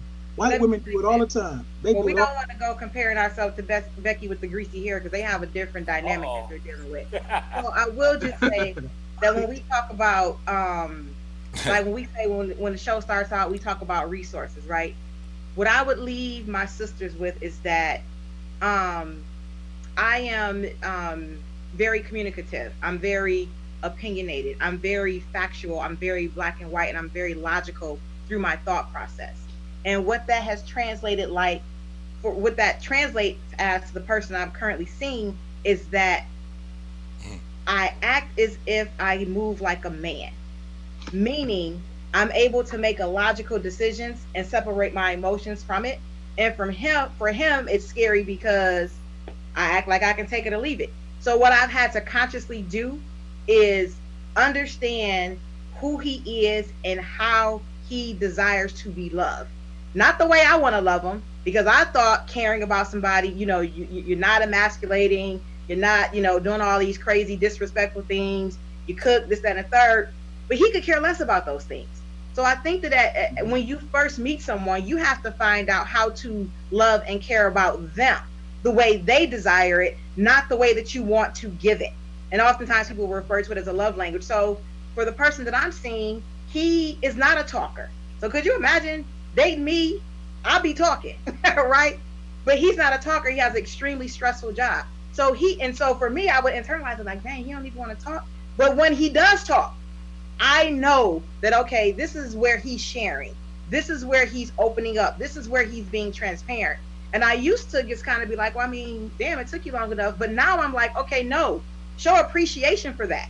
Like, you've got to understand that when someone is allowing themselves to be transparent and open, you got to be able to pick up on that. So when he's talking, I'm like, E.F. Hutton, what you say? Okay, let me, you know what I'm saying? I'm taking mental notes. So all of those things, I think, kind of come into play if you want to get to truly know a person. You gotta do some work. And it's been a humbling experience for me. But what I've yielded from that is that he's way more consistent, right? And it makes me smile. Good morning text. How was your day? Wrapping up the day text, right? So instead of trying to match what I thought his energy is, I just decided to be who I am authentically. And authentically, I'm a giver. Yeah. Authentically, I care. Yeah. So that's a swing around satisfaction you get though, Nikki. For realizing this type of things I need to go ahead and do, the adjustment I need to go ahead and make. And that's learning from past things that happened in the past to go ahead and make what you have taking place right now, give it the best chance humanly imaginable to be successful. And Yep. That's respectable. I was It is. looking up. That's great. Yeah. That's right. That's Hey, right. hey, We, D, we, I'm we, gonna say this. Go ahead, go D. I'm ahead. sorry. I was No, gonna no, no. say, Go D, ahead. we got asked the question about sex in a relationship, but given the fact we already went 2 hours in, I know that's gonna be opening up a whole nother long conversation. So I Maybe, mean, hey, we'll bring that to them next week. Yep. yeah, Is sex important in a relationship? Now that's gonna get juicy too, though. yeah, You know, it we is. got But Kano, somebody preferred it. add this 1A to it. Add body shaming, not from men to women, but women to men. Because I don't think body shame. Hold on. You said what you said, Nikki. Women don't love these Buddhas. We got. Hold on. Listen, hold on, ladies. No, hold on. Forget that. I got to defend my honor. No, look. My Buddha is it's a three. It's a 3-pack. I'm looking for 6. I'm working on that. It's 3 right now. But you know, I had to drop that COVID. I had to drop that COVID weight, D. I had to drop that COVID weight. I'm dropping it. So hold up, but I'm just messing around. The baller belly Kano. No.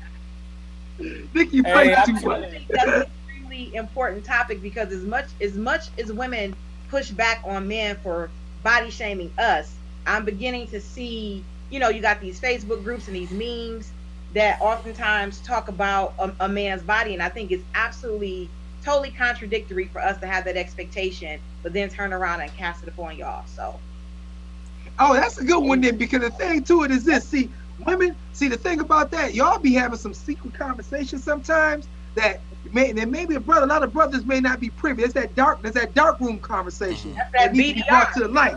But in return, we gonna go ahead and hit y'all with some of these dark room conversations that we, myself, Sante, Marlon, D, that we gonna have, and some of our boys gonna have, talking about how, a couple things y'all probably want to go ahead and know what's taking place and how we think.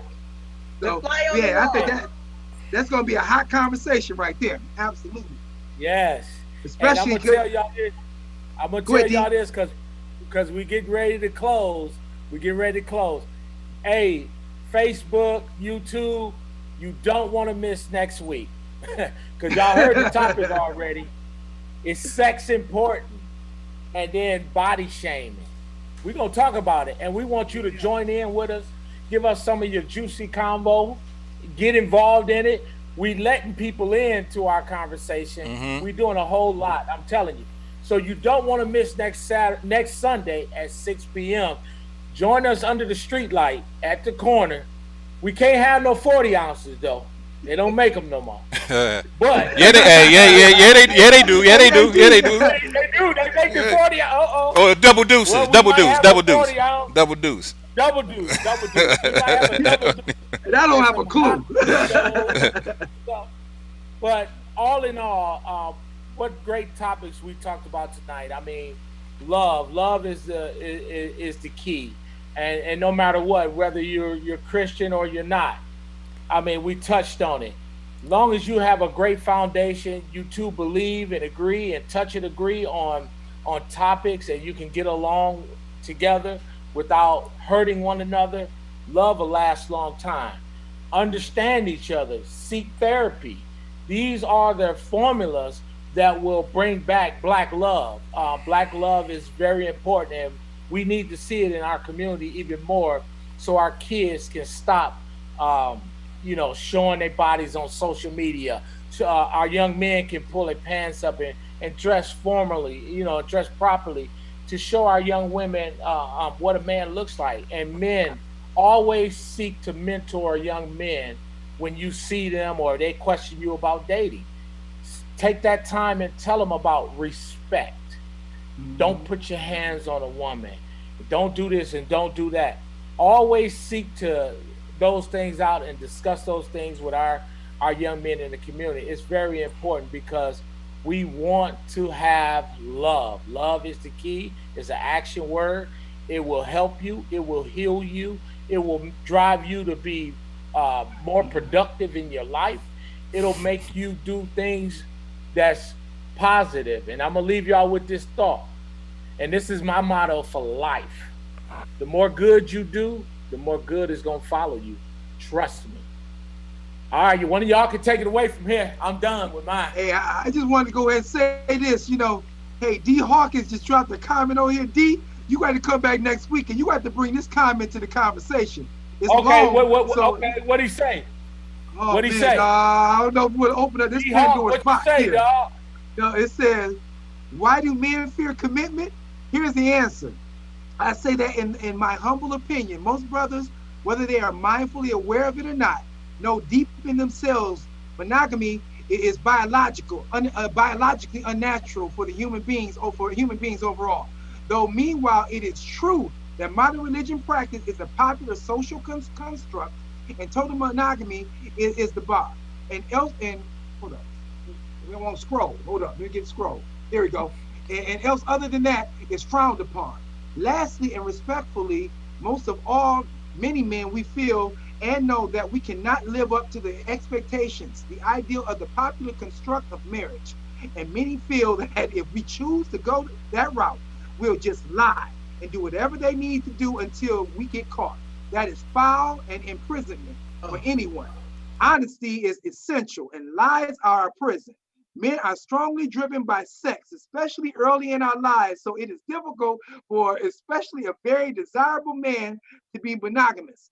Signed, a happily married man of 25 years. See, Dave, that's my dog. My brother, you ain't supposed to be hitting these when we about to leave the block. You're supposed to hit this at the top of the block. Top of the block, right, yeah. But that's something you may want to go and address. Big Mama on the porch with that switch with the 3 leaves on it now. You done drop that jewel on us. Wow. Hey, tear them up. Hey, but real talk though, but this is the kind of dialogue that y'all are putting on this format. I mean, on this actual, this format that we have, and that's what it's all about. We wanted to go in and open up strong, constructive conversation, so we can go ahead and dwell into some deep topics and have some deep dialogue. Hopefully, make people think, maybe rethink some of their dispositions, and maybe, or maybe even just enhance some of the things some of the ways you already think. But hey, today has been really a great. It's been really a great turnout from all of you. So, and we really appreciate you to no end. And so hopefully you're going to come back. Go ahead, D. Oh, no, I was saying appreciate you, Marlon. No problem. Thanks for having me, guys. Yeah, bro. Yeah, thanks, Marlon, for popping in here. Again, fam. Yeah. My brother-in-law love you because you from Pontiac Central. I don't care about Pontiac Central. You know what I mean? Hey, see, they can both. Good man. Hey, look, in the words of Richard Pryor in the Mac, go stick yourself. Come on, man. Right. Number love, Marlon. Number love, bro. Number love, bro. Yeah, from a warrior to a chief, baby.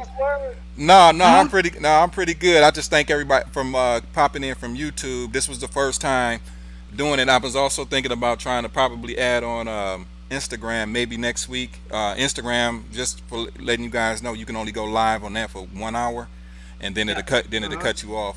So maybe we can do, have all 3 going on, Facebook, Instagram, and YouTube, and for that 1 hour with Instagram. So just trying to put it on different platforms where people can have opportunity to touch it and feel it outside of just the normal demographic of where we normally are. So I'm glad everybody participated today. Yeah, that's what's up. Yeah. That's what's up, Sante. Yep. That's what's up. That's what's up. Well, happy Sunday.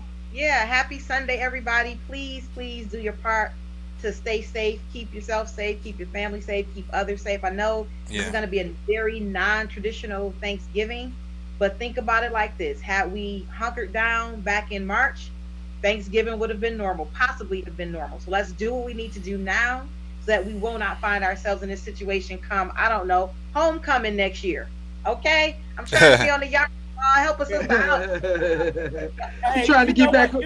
He's trying to get back on the yard. He's trying to get back on the yard. You know what I just thought about? It's holiday week, y'all. And y'all think about it. Everybody's gonna be locked in with family and everything, and we can provide some entertainment if y'all like. Just think about it. Yeah. I don't know. I love y'all. I love, but I'm just saying. So we love all y'all in Facebook land, but I may not want to see y'all when I'm trying to go ahead and suck down somebody's turkey, you know. And no, I'm just talking, but no, that's something to think about, D. And also though too, to Nikki's point, y'all, please be safe. I mean, we had Michigan, we had a record 3 days, almost 24,899 cases in 3 days. In 3 days, you know, I mean, come on, y'all. And we are number 6 in the nation when it comes to COVID cases and number 5 in deaths. So y'all listen, please. I need everyone to please be safe and careful. Also, I want to say happy birthday to Kano coming up, because next time if we don't meet, probably Thursday, or we don't meet on next Sunday, or however that go, it'll be belated at that time. So, you know, I want to say happy birthday, happy birthday, big bro, coming up. You got it. That's all right. I'll be around. On I'm Tuesday. only turning 24. I'm only turning 24. That's all. And you know what? Plus. It was Kibo's birthday. Oh, okay. Today was this week on the 20th. Happy belated birthday, man! Happy belated birthday, Key. Yeah, you know our brother Kibo will be on next week for sure. But man, happy belated birthday, family.